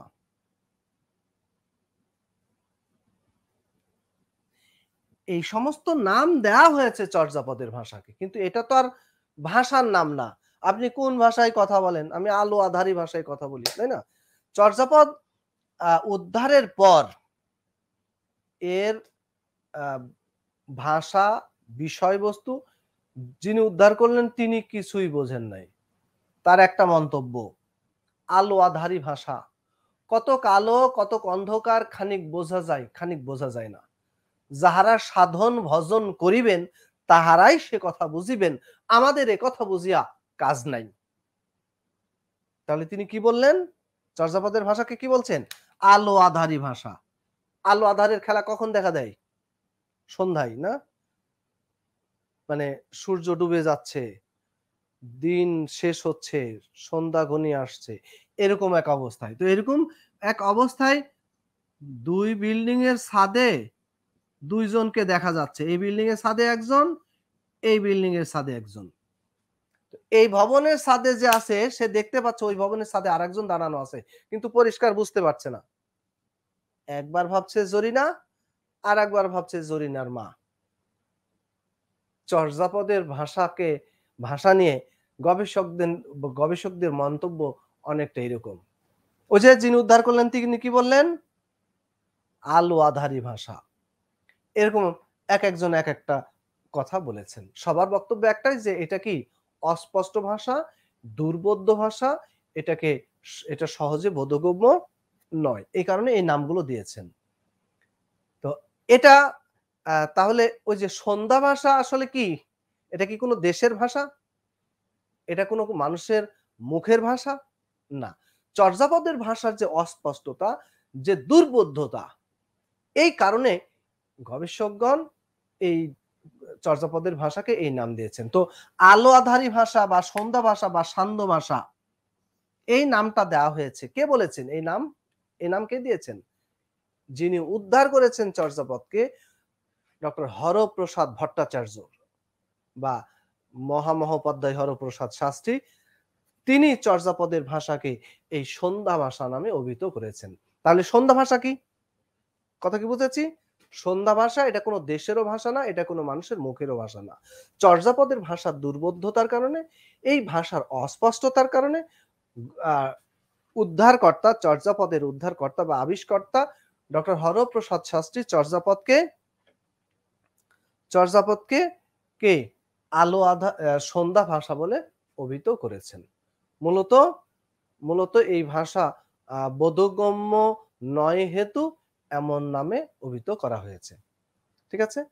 তাহলে সন্ধ্যা ভাষার প্রয়োগ কোথায় আছে? চর্যাপদে। বাংলা সাহিত্যের প্রাচীন যুগের একমাত্র সাহিত্যিক নিদর্শন চর্যাপদ। এই ভাষাতেই কি হয়েছে? এই সাহিত্যকর্মে সন্ধ্যা ভাষার প্রয়োগ লক্ষ্য করা যায়। ঠিক আছে? তো এই গেল আচ্ছা ভাষাতাত্ত্বিক বৈশিষ্ট্য। এবার আসেন ধর্মতাত্ত্বিক বৈশিষ্ট্য। ধর্মতাত্ত্বিক বৈশিষ্ট্য সেখানে কোন ধর্মের প্রসঙ্গ আলোচিত হয়েছে চর্যাপদে? চর্যাপদ মূলত সহজিয়াপন্থী বৌদ্ধ সিদ্ধাচার্যদের ধর্মীয় গানের সংকলন গ্রন্থ। এখানে তারা কি করেছেন? এখানে তারা ধর্মীয় বিষয়গুলোকে বিভিন্ন গানের আকারে মানে সাধন ভজনের তত্ত্ব আকারে উপস্থাপন করেছেন।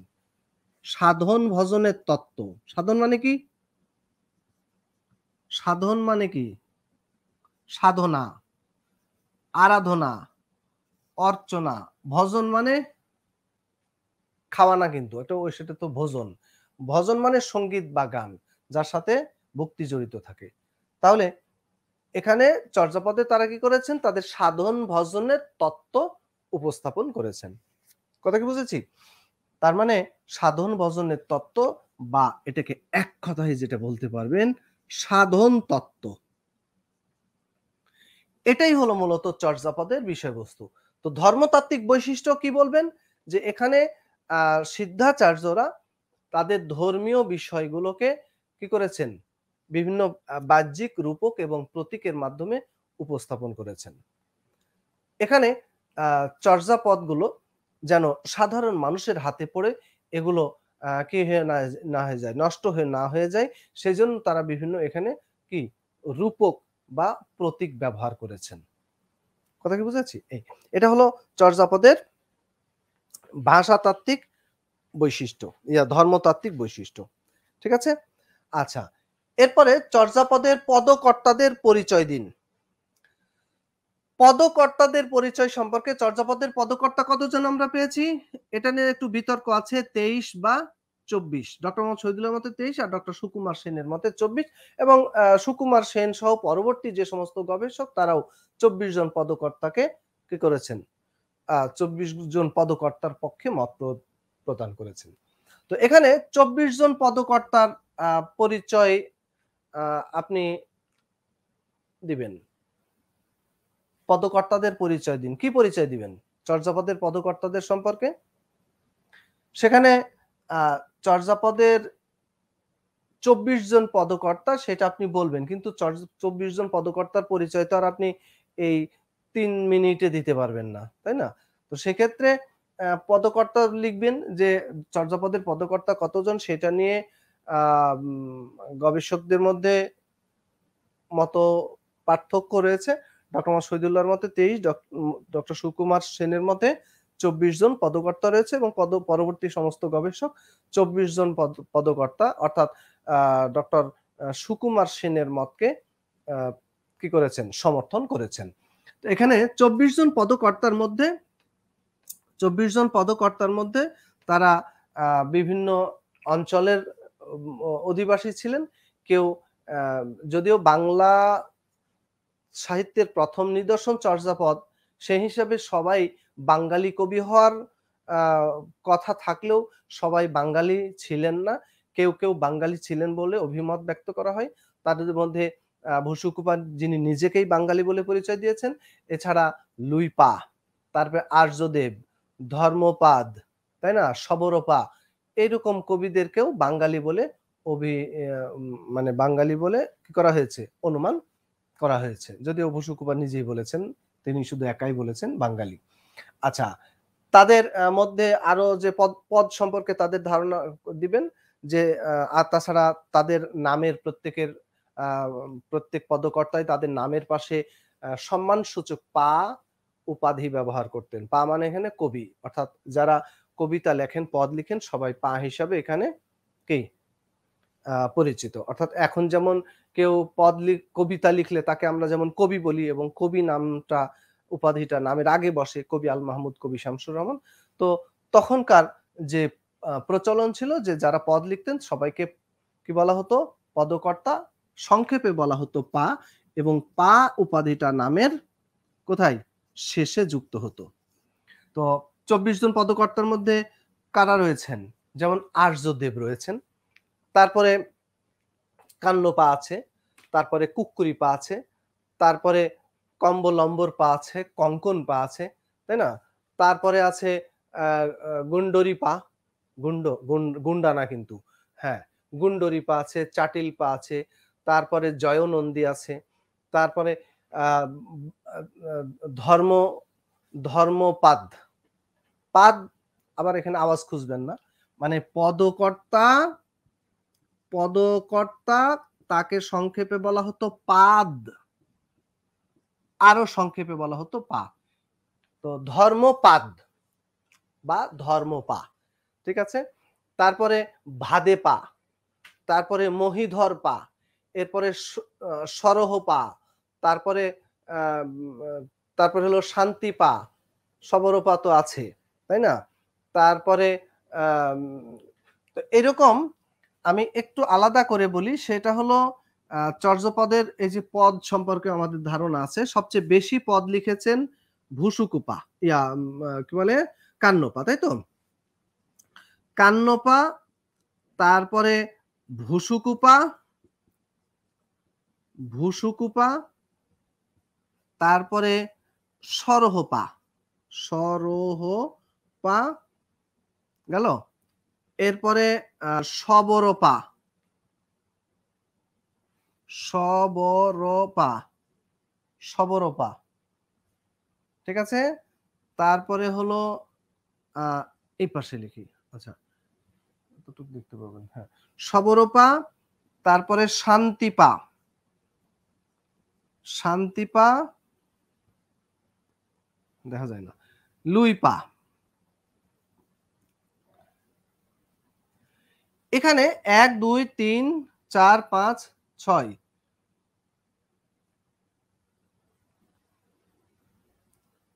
সবরপা, আচ্ছা, লুইপা, লুইপা, লুইপা, কুক্কুরিপা, কুক্কুরিপা। এখানে আমরা কতজন, 7 জন কবিকে পাচ্ছি। এই 7 জন কবি প্রত্যেকেই একের বেশি পদ রচনা করেছেন, আর এর বাহিরে যারা আছেন তারা প্রত্যেকেই একটি করে পদ রচনা করেছেন। আচ্ছা, এখানে এই কবিদের সম্পর্কে আরো যে পরিচয়গুলো দিতে পারেন, তারা কোথায় জন্মগ্রহণ করেছেন, সবার তো আলাদা আলাদা করে জন্মস্থান উল্লেখ করা আপনার পক্ষে সম্ভব না এখানে।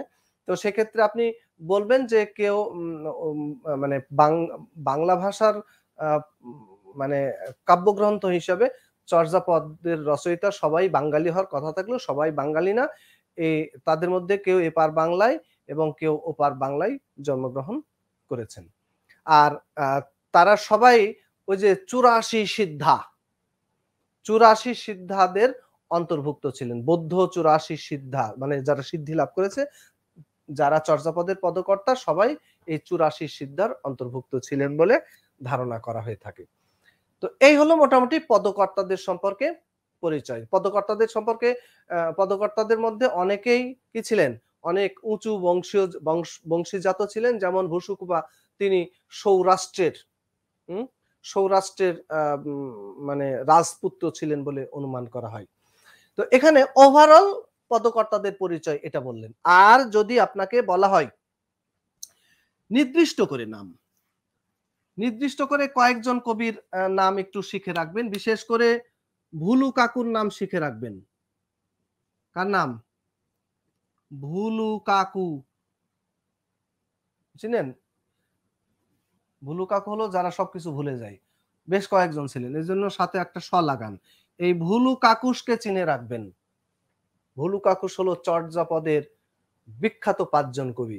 এই বিখ্যাত 5 জন কবি সবরপা, কুক্কুরিপা, কান্নপা, লুইপা, ভুসুকুপা।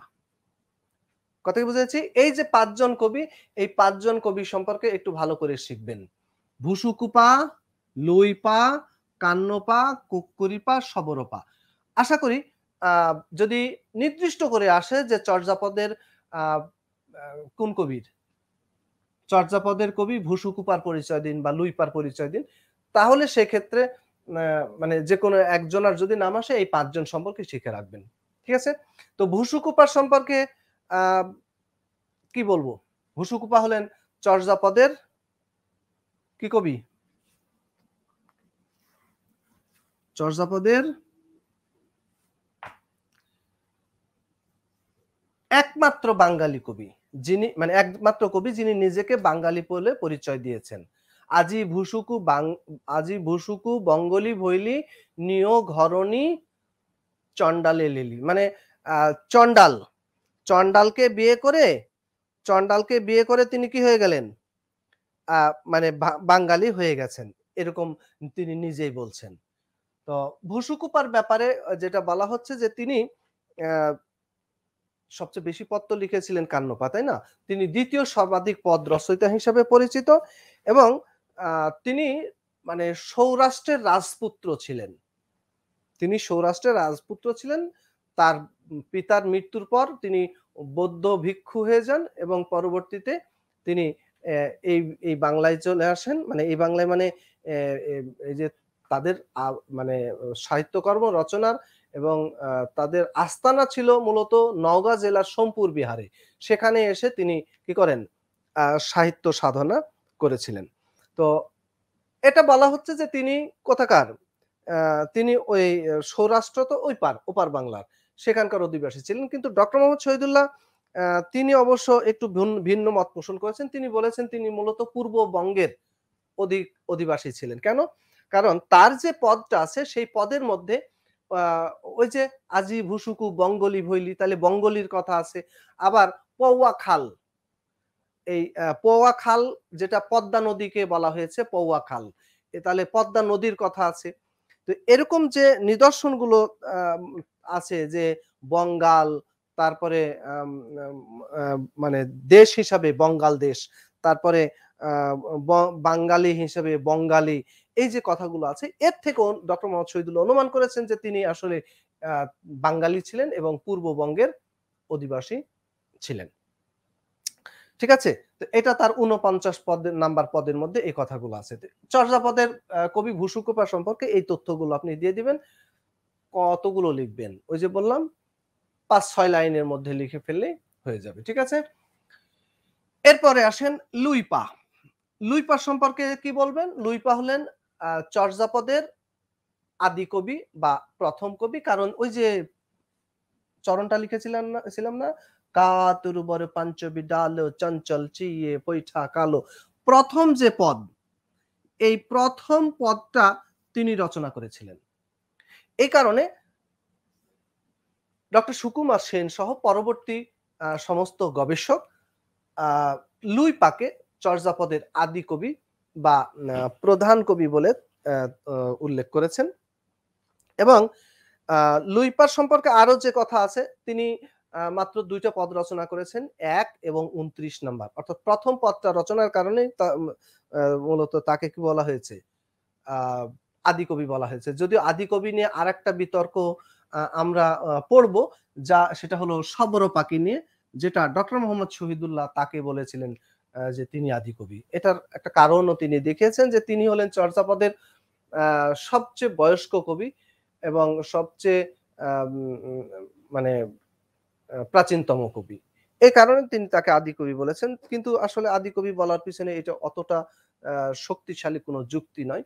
আদি কবি তাকে বলা হবে যিনি আদিতে, শুরুতে বা ১ম এ পদ রচনা করেছেন। এজন্য তিনি হলেন আদিকবি। আচ্ছা, তো হরপ্রসাদ শাস্ত্রী যিনি চর্যাপদ উদ্ধার করেছেন, লুইপার ব্যাপারে বলেছেন যে তিনি রাঢ় অঞ্চলে, রাঢ় কোনটা অঞ্চল? এপার বাংলায় তো না?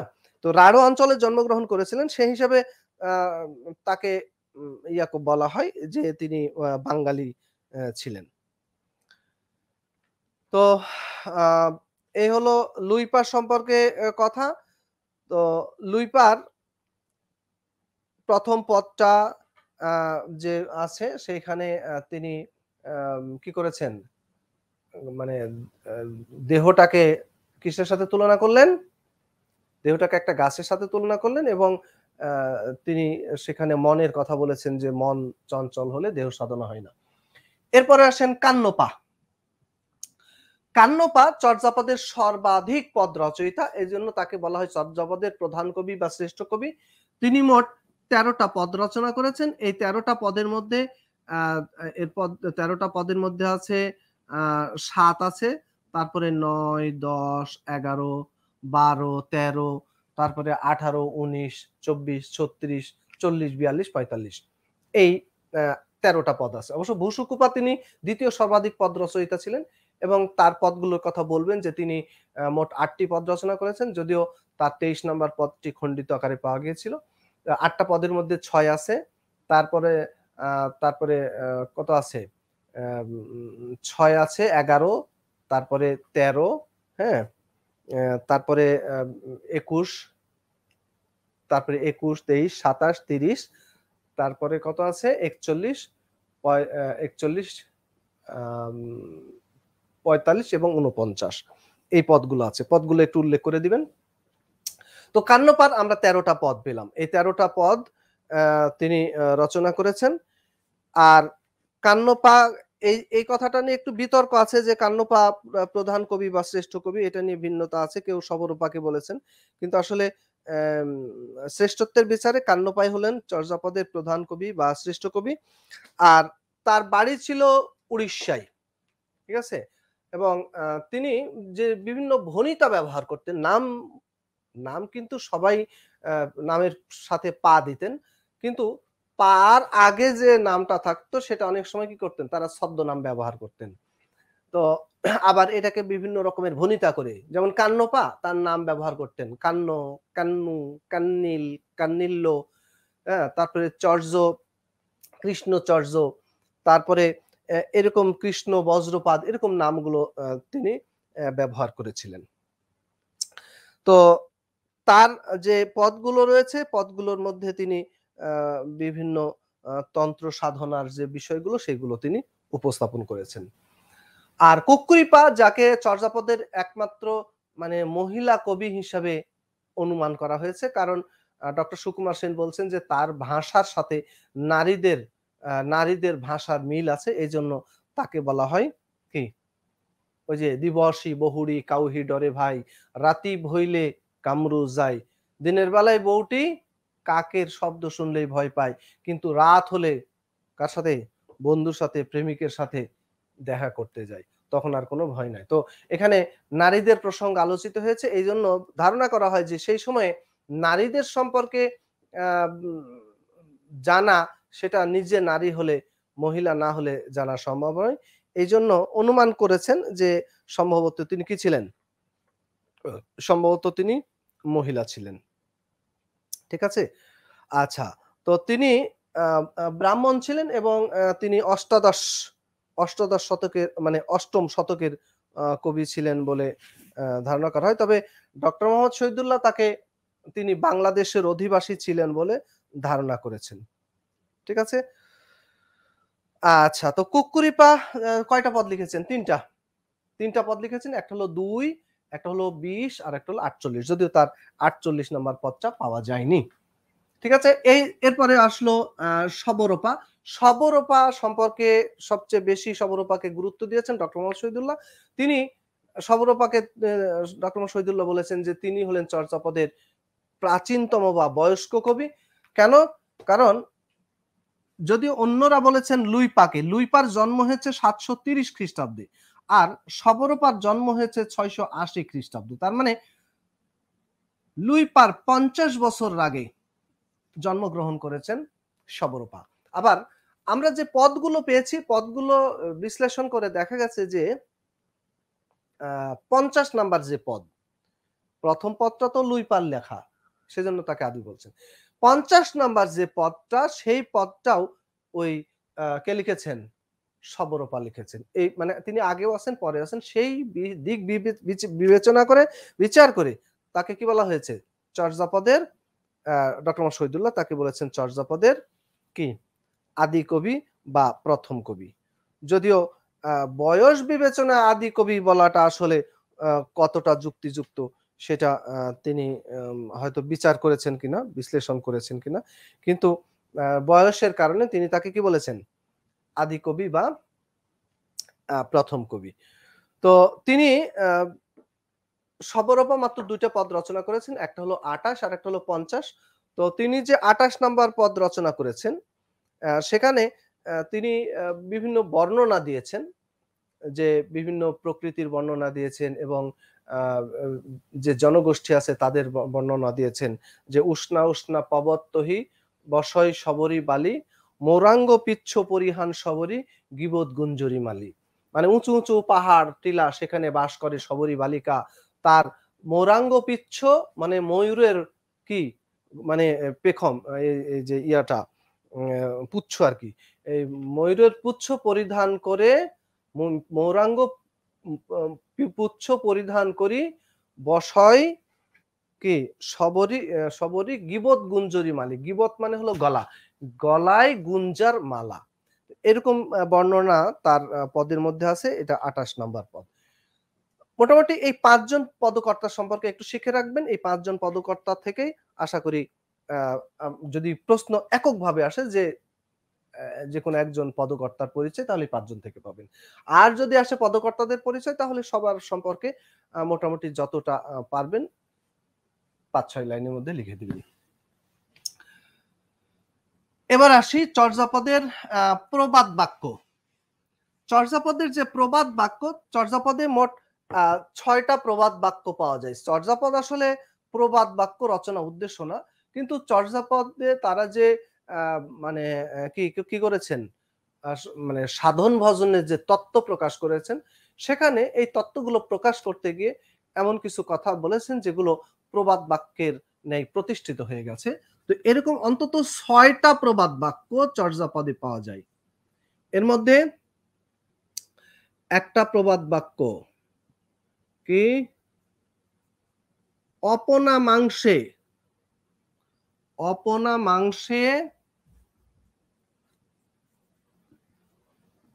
হরিণা বৈরী।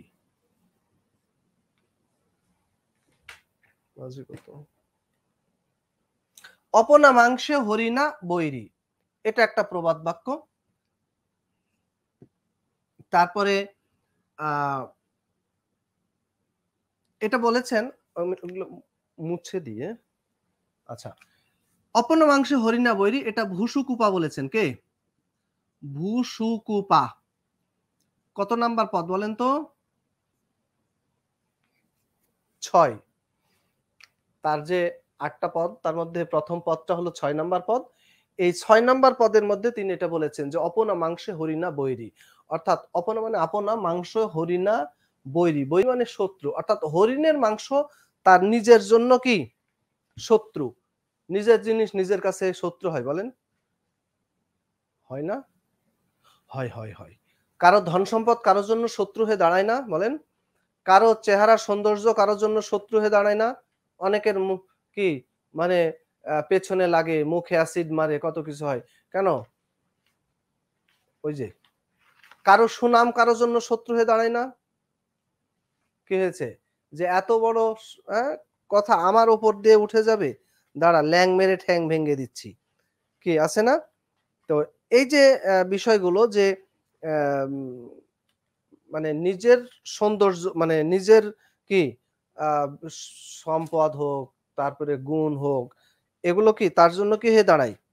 শত্রু হয়ে দাঁড়ায় না? সেটাই বলছে যে আ অপনা মাংসে হরিণা বৈরী। হরিণের মাংস তার নিজের জন্য শত্রু। কেন? কারণ পশুদের মধ্যে হরিণের মাংস সবচেয়ে টেস্টি। যদিও খাই নাই, কিন্তু এটা শুনি আরকি। এই কারণে আ স সবাই কি হয়ে যায়? হরিণের পিছু লাগে তার মাংস ভক্ষণ করার জন্য। তো সে তার যে কি মানে তার মাংস তার নিজের জন্য কি হয়ে গেল? শত্রু হয়ে গেল না? এটাই। তাহলে অপনা মাংসে হরিণা বৈরী। আরেকটা প্রবাদ বাক্য হলো হাথেরে কঙ্কন। হাথেরে কঙ্কন মলৌ দাপন।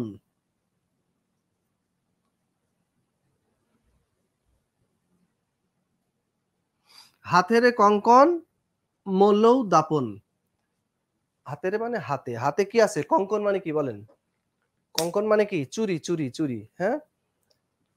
হাতে যে চুরি আছে, হাতে যে চুরি আছে সেটার জন্য আপনাকে ওই দর্পণ, দাপন বা দর্পণ বা আয়নার সামনে গিয়ে কি দাঁড়াতে হবে? না। আপনার হাতে চুরি আছে এটা দেখার জন্য দর্পণের দিকে তাকানোর দরকার নাই। দর্পণের দিকে তাকিও না। হাতে কাঁকন আছে কিনা দেখার জন্য দর্পণের দিকে তাকিও না। কথাটা কি বুঝেছি? অর্থাৎ এটা মূলত সহজ ব্যাপারকে জটিল করে, মানে সোজা না খেয়ে এরকম করে খাওয়ার একটা বিষয়।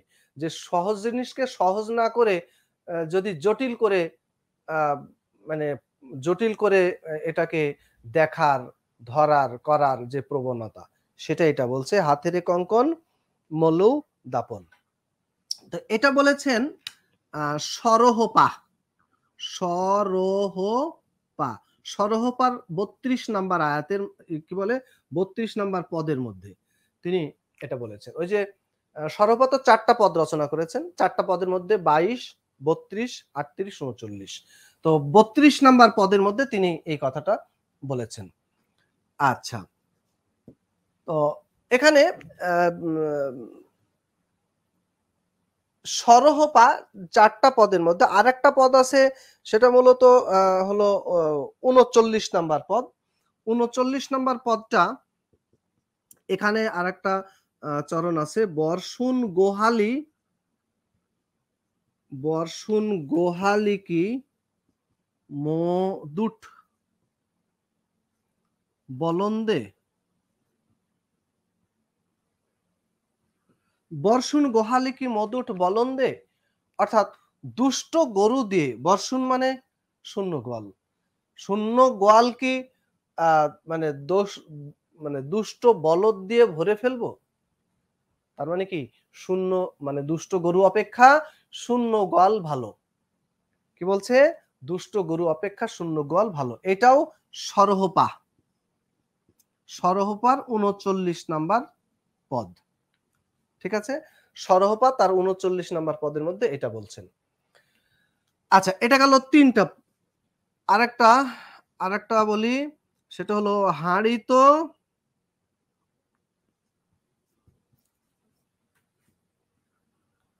হাঁড়িতো বা হাঁড়িতে ভাত নাহি। হাঁড়িতে ভাত নাহি নীতি আবেশী। হাঁড়িতো ভাত নাহি নীতি আবেশী। মানে হাঁড়িতে ভাত নাই, নাহি মানে নাই। নীতি মানে নীতি মানে নিত্যি একটা কথা শুনেছি। নিত্যি গ্রামাঞ্চলে বলে আরকি। নিত্যি মানে কি? প্রতিদিন। প্রতিদিন আবেশী মানে হলো প্রতিবেশী।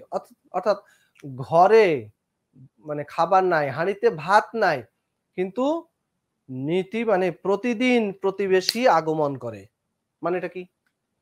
হাঁড়িতে ভাত নাই কিন্তু প্রতিদিন প্রতিবেশীর আগমন ঘটে। এখানে কি বুঝলেন? এখানে বিষয়টা হলো ওই যে আছে না কিছু আম মানে অ্যা কি বলবো এটাকে? ওই যে সুযোগ সন্ধানী আরকি। হাঁড়িতে খাবার নাই, ঘরে খাবার নাই, অভাবের সংসার, তাই না? অভাবের সংসার। তো সেই অভাবের সংসারে আগমন ঘটে। কোন ধরনের প্রতিবেশী বলেন? এখানে কিছু দুষ্টু প্রতিবেশী। ওই যে বলে না গরিবের বউ সবার ভাবী।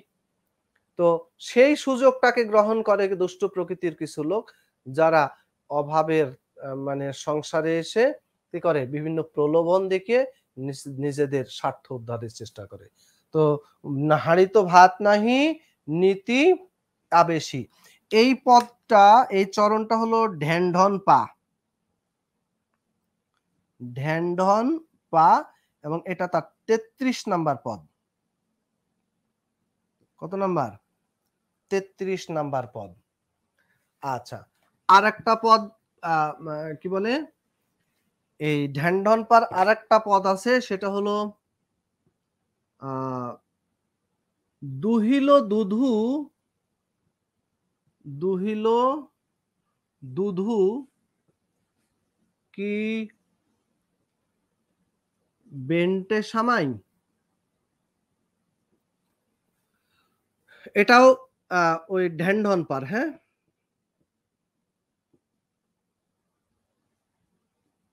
এটাও ৩৩ নাম্বার। ঢেনঢন পার একটাই পদ। তার ওই ৩৩ নাম্বার পদটাই রয়েছে। তো কি বলছেন তিনি? দুহিল দুধু কি বেন্টের সামাই? দুহিল দুধু যে দুধটা দোহানো হয়েছে বাঁট থেকে, দুধের বাঁট থেকে কি বেন্টের সামাই? এটাকে কি আর কি করা যায়? এটা কি আর মানে ফেরত দেওয়া যায়? দুধের বাট থেকে যে দুধ দোহানো হয়েছে সেটা কি বাটে ফিরিয়ে দেওয়া যায়? না। দুধের বাট থেকে যে দুধ দোহানো হয়েছে তাকে আর কখনো বাটে ফেরানো যায় না। যে গুলি একবার বন্দুকের নল থেকে বেরিয়ে গেছে সেটাকে আর কখনো ফিরিয়ে নেওয়া যায় না। যে সময় জীবন থেকে চলে গেছে এটা আর কখনো ফিরে আসবে না। যে কথা একবার মুখ দিয়ে বেরিয়ে গেছে যতই সরি বলেন কোনো কাজ হবে না, রিঅ্যাকশন হবেই। তো কি বলছে, দুহিল দুধু কি বেন্টের সময় দুধের বাট থেকে যে দুধ দোহানো হয়েছে সেই দুধকে আর কখনো বাটে ফেরানো যায় না। ঠিক আছে? তো এটা গেল ৫। আরেকটা প্রবাদ বাক্য আছে, আন চাহন্তে বিনঠা। আন চাহন্তে বিনঠা। এটা এটা হলো কঙ্কন পা। কঙ্কন পা কে লিখেছেন এটা? আন চাহন্তে বিনঠা এটা লিখেছেন কঙ্কন পা। এটা তার ৪৪ নাম্বার পদ। কঙ্কন পার ৪৪ নাম্বার পদ। কি বলছেন? আন চাহন্তে আরো চাই, বিনঠা মানে একটা আছে তারপরে যদি আরো চায়, আরো চায়, আরো চায় তাহলে কি হয়ে যায়? যা আছে সেটাও নষ্ট হয়ে যায়। একটা আছে না কিছু মানুষের বৈশিষ্ট্য? একটা গাড়ি হলে আরেকটা গাড়ি, একটা বাড়ি হলে আরেকটা বাড়ি, একটা হলে আরেকটা আছে না? চাহিদার কোনো শেষ নাই। তো বলছেন যে একটা আছে তারপরেও যদি আরেকটা চাই তাহলে সেটাও কি হয়ে যায়? যা আছে সেটাও নষ্ট হয়ে যায়। তার মানে মূল বক্তব্যটা হলো এই পৃথিবীতে এক চাইলে আরেকটা নষ্ট হয়। ঠিক আছে? তো এই ছিল চর্যাপদের প্রবাদ বাক্য। ভেরি ইম্পোর্টেন্ট, এটা একটু দেখে রাখবেন।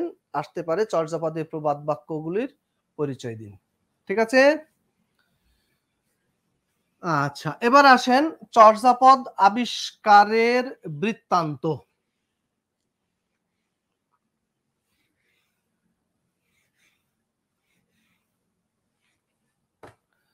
চর্যাপদ এটা কি হয়েছিল? হারানো গিয়েছিল, উদ্ধার করা হয়েছে। তো চর্যাপদ যে উদ্ধার করা হয়েছে,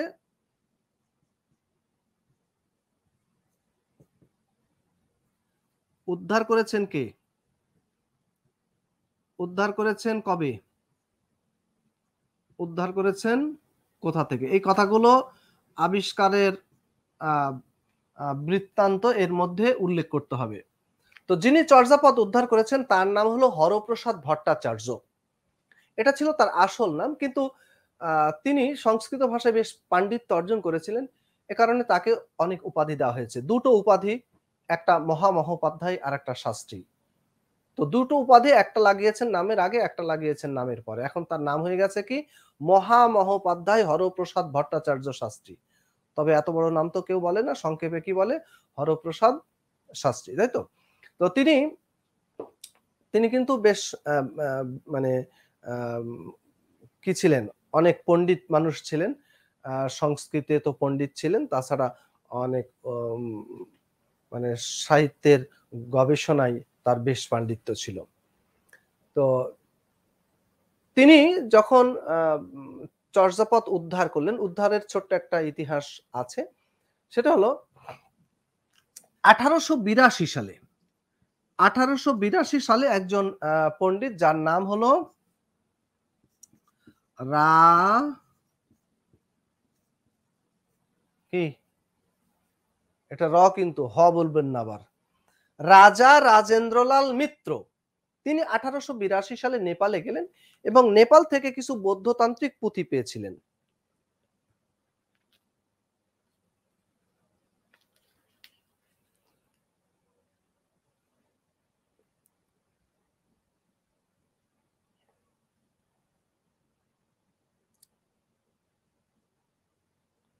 সেই পুঁথিগুলোকে আ সংকলন করে, আচ্ছা, আমার এখানে শো করছে না কেন?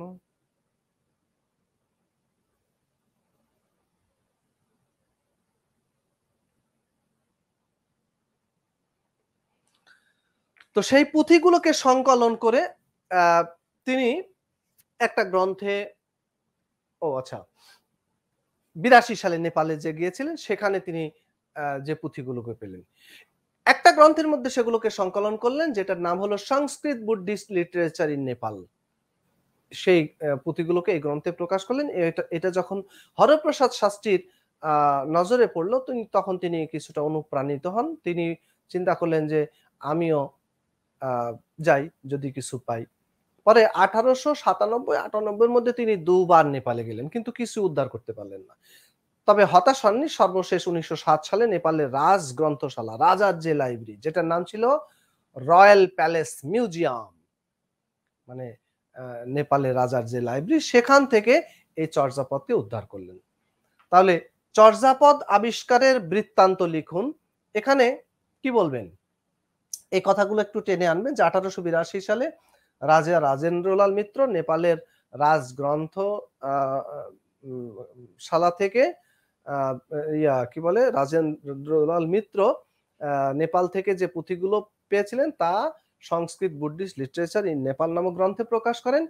এই গ্রন্থটি পড়ে হরপ্রসাদ শাস্ত্রী অনুপ্রাণিত হয়ে 1897-98 এর মধ্যে ২ বার নেপালে গিয়ে কিছু না পেলেও সর্বশেষ কত সালে ১৯০৭ সালে নেপালের রাজ গ্রন্থশালা নেপাল রয়্যাল প্যালেস মিউজিয়াম থেকে উদ্ধার করেন চর্যাপদ। ঠিক আছে? আচ্ছা, এরপরে এটা গেল উদ্ধারের মানে আবিষ্কারের বৃত্তান্ত। এখন আবিষ্কারকের অভিমত ব্যক্ত করুন। কি বলেছেন? এটা যে তিনি উদ্ধার করলেন, উদ্ধার করার পর এ সম্পর্কে তিনি কি বললেন? তিনি বলছেন যে ওই যে প্রথম যে কথাটা বলেছিলাম আলো আধারী ভাষা। কি বলেছেন? কি বলছেন? আলো আধারী ভাষা, আলো আধারী ভাষা। কতক আলো, কতক আলো, কতক অন্ধকার। এই কথাটা নো চেঞ্জ, একদম হুবহু কোট করবেন। কতক আলো, কতক অন্ধকার, খানিক বোঝা যায়, খানিক বোঝা যায়, খানিক বোঝা যায় না।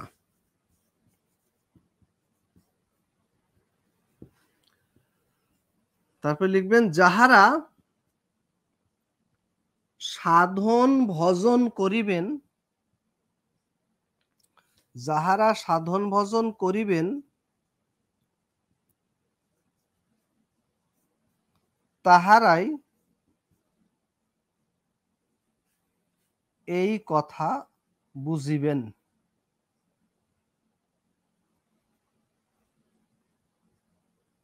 যাহারা সাধন ভজন করিবেন তাহারা এই কথা বুঝিবেন।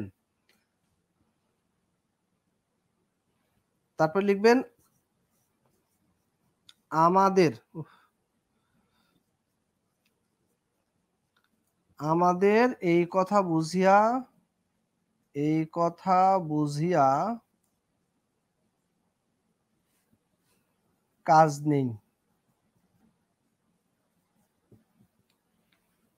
বোঝা যাচ্ছে তো না চরণটা? নিচের লাইনটা বোঝা যায় না, না? আচ্ছা, আমি আমাদের, আমাদের এই কথা বুঝিয়া কাজ নেই। আমি আবার চরণটা বলে দিই। আলো আধারী ভাষা, কতক আলো, কতক অন্ধকার, খানিক বোঝা যায়, খানিক বোঝা যায় না। যাহারা সাধন ভজন করিবেন তাহারাই সেই কথা বুঝিবেন, তাহারাই সেই কথা, তাহারাই সেই কথা বুঝিবেন। আমাদের এই কথা বুঝিয়া কাজ নেই। ঠিক আছে?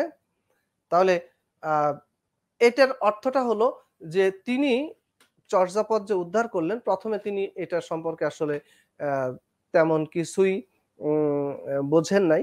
আর তিনি মনে করেছিলেন যে ওই যে রাজা রাজেন্দ্রলাল মিত্র যে বৌদ্ধতান্ত্রিক পুঁথি পেয়েছেন তিনিও ঐরকম কিছু পুঁথি পেয়েছেন।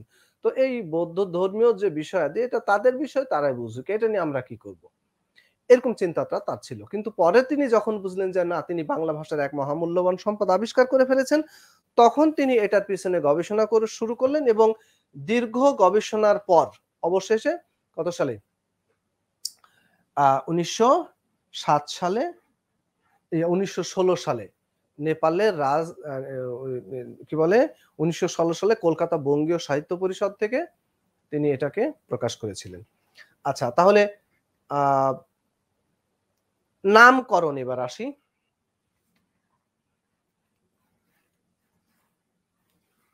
কত বাজে? ওফহো! আচ্ছা, আমাদের তো সময় শেষ। আবার ৫ টায় ক্লাস আছে। আচ্ছা, আমি সংক্ষেপে একটু এগুলো আলোচনা করে যাই। নামকরণ নিয়ে যে কথাটা আমরা মাথায় রাখতে হবে সেটা হলো চর্যাপদ যে উদ্ধার করেছিলেন হরপ্রসাদ শাস্ত্রী, উদ্ধার করার সময় তিনি যে নামটা পেয়েছিলেন সেখানে ছিল চর্য বিনিশ্চয়। এই নামে তিনি চর্যাপদকে উদ্ধার করেছিলেন। কিন্তু এটা নিয়ে আ মানে চর্যাপদের নাম নিয়ে বেশ বিতর্ক কিন্তু আছে। কারণ হলো আ উম অন্যান্য যে সমস্ত গবেষক তারাও কিন্তু চর্যাপদের নামকরণ নিয়ে অনেক কথা বলেছেন। এখানে হরপ্রসাদ শাস্ত্রী বললেন চর্য বিনিশ্চয়। আবার আরেকজন বলছেন যে অ্যা চর্য আ আশ্চর্য চর্যাচয়। বিধুশেখর শাস্ত্রী তিনি বলেছেন, মুনি দত্ত তিনি বলেছেন আশ্চর্য চর্যাচয়। তারপরে ডক্টর প্রবোধচন্দ্র বাগচি, তারপরে সুকুমার সেন তিনি বলছেন যে তারা বলছেন যে না, এটার নাম হলো চর্যাশ্চর্য বিনিশ্চয়। তারপরে আধুনিক পণ্ডিতদের মধ্যে মোহাম্মদ আব্দুল হাই, আনোয়ার পাশা তারা বলছেন যে এটার নাম হলো চর্যাগীতিকা। আর সত্যব্রত দে তিনি বলছেন এটা হলো চর্যাগীতি। তবে সবচেয়ে বেশি জনপ্রিয় এবং প্রচলিত নাম সম্প্রতি যেটা আমরা ব্যবহার করি সেটা হলো চর্যাপদ। এখন আ তাহলে এখানে বিতর্ক আছে যে বিভিন্ন আম গবেষক চর্যাপদের নামকরণ নিয়ে বিভিন্ন কথা বলেছেন। তবে এখন চর্যাপদ নামটা বেশি প্রচলিত, তবে উদ্ধারকালীন নামটা ঠিক আছে। আ সেটাও একটা নাম হিসাবে তিনি পেয়েছেন। এবার আসি আমরা আ চর্যাপদের যে আ সমাজচিত্র। আচ্ছা, সমাজচিত্র চ চর্যাপদ কেন? যেকোনো সাহিত্য, যেকোনো সাহিত্য রচিত হয়েছে কোনো একটা সময়েই তো, কোনো একটা সমাজেই তো, তাই না? সাহিত্য মানে কি? সাহিত্য মানে সমাজের চিত্র, সাহিত্য মানেই জীবনের চিত্র, জীবনের প্রতিফলন, সমাজের প্রতিফলন। যে সমাজে ওই সাহিত্য রচিত হয়, ওই সমাজের সা মানে আ সামাজিক, সাংস্কৃতিক, অর্থনৈতিক বিভিন্ন আ আ বিভিন্ন আ চিত্রের প্রতিফলন সেই সাহিত্যে ঘটে থাকে। তো সা চর্যাপদ এখানে মানে আ সমাজচিত্র অঙ্কন করা চর্যাপদের চর্যাপদের উদ্দেশ্য ছিল না। চর্যাপদের উদ্দেশ্য ছিল মূলত ওই যে সাধন ভজনের তত্ত্ব। কিন্তু তারা যে চর্যাপদ রচনা করেছেন সেখানে বিষয়বস্তুর দিক থেকে আমরা সেই সময়ের, সেই সমাজের কতগুলো চিত্র পাই। তো সেই চর্যাপদের মধ্যে অ্যাম মানে কোন শ্রেণীর মানুষ বাস করতেন? তাদের জীবন জীবিকা কি ছিল? তাদের আম সেই সমাজ ব্যবস্থা কেমন ছিল? সেই বিষয়গুলো আমরা চর্যাপদের মধ্যে পেয়েছি। তো চর্যাপদে সমাজ চিত্র অঙ্কিত হয়েছে, সেই সমাজের চিত্র। সেই সমাজে কারা বাস করতেন? সেই সমাজে অ্যা এ আ যে বিভিন্ন জনগোষ্ঠী, বিভিন্ন পেশাজীবী তাদের বর্ণনা এসেছে। যেমন উম মানে ১০ নাম্বার পদে, তারপরে ২৮ নাম্বার পদে, ৩৩ নাম্বার পদে।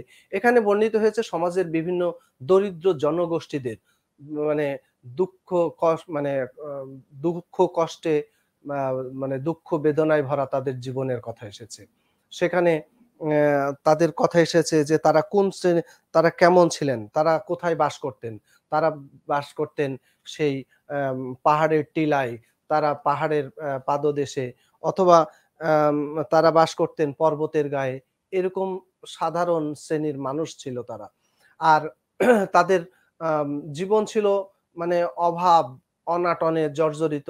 তাদের আম মানে এতটা দিন দরিদ্র ছিল তারা। ওই যে একটু আগেই একটা পদের কথা বলেছি যে, "হাঁড়িতো ভাত নাহি নীতি আবেশী। টালোতো মোর ঘর নাহি পরবেশী, টালোতো মোর ঘর নাহি পর" তারপরে "হাঁড়িতো ভাত নাহি নীতি আবেশী।" মানে আ টিলায় তার বা মানে ঘর, সেখানে কি আ হাঁড়িতে বা ঘরে খাবার নাই, কিন্তু প্রতিবেশীর আ মানে কি হয়? আনাগোনা আগমন ঘটে। তো এখানে বিভিন্ন জনগোষ্ঠী যেমন আ সেখানে আছে কাপালিক, যোগী, ডম্বি, মাহুত, তারপরে আম তাঁতি, তারপরে জেলে, এরকম বিভিন্ন জনগোষ্ঠীর কথা আছে এবং তাদের বিভিন্ন পেশার কথা আছে। তারা অধিকাংশই ছিল মূলত যেহেতু নদীমাতৃক দেশ ছিল সেটার বর্ণনাও আছে। ওই যে পোয়া খালের কথা আছে এবং সেখানে তারা কি করত? জল সেচত, তারপরে আ আ নদীতে তারা কি করত? মাছ ধরত। তারপরে গুণ টানতো। তারপরে ওই নৌকার বিভিন্ন যন্ত্রাংশের কথা আছে। তারপরে ওই যে অ্যা বু ও জলদস্যুদের কথা এখানে বলা হয়েছে। এরকম বিভিন্ন আ উম পেশার কথা তাদের এখানে বর্ণিত হয়েছে। আচ্ছা, আজকে আমাদের এখানেই শেষ করতে হবে। কিছু যদিও আলোচনা রয়ে গেল, এগুলো সম্পর্কে যদি সুযোগ পরে হয় কখনো আলোচনা করে দিব। ঠিক আছে? তো আজকে এই পর্যন্তই থাকলো। আ সবাই ভালো থাকেন, সুস্থ থাকেন। আ ইনশাআল্লাহ আ আজকের ক্লাসটা উম মোটামুটি একটা টপিকের উপরে ছিল। এরপরে আমরা আম একটা কাজ হতে পারে যে সাহিত্যের আলোচনাগুলো আমরা শেষ করে দিয়ে তারপরে আমরা আম ব্যাকরণের যে টপিকগুলো আছে সেই টপিকগুলোর আলোচনায় চলে যাব।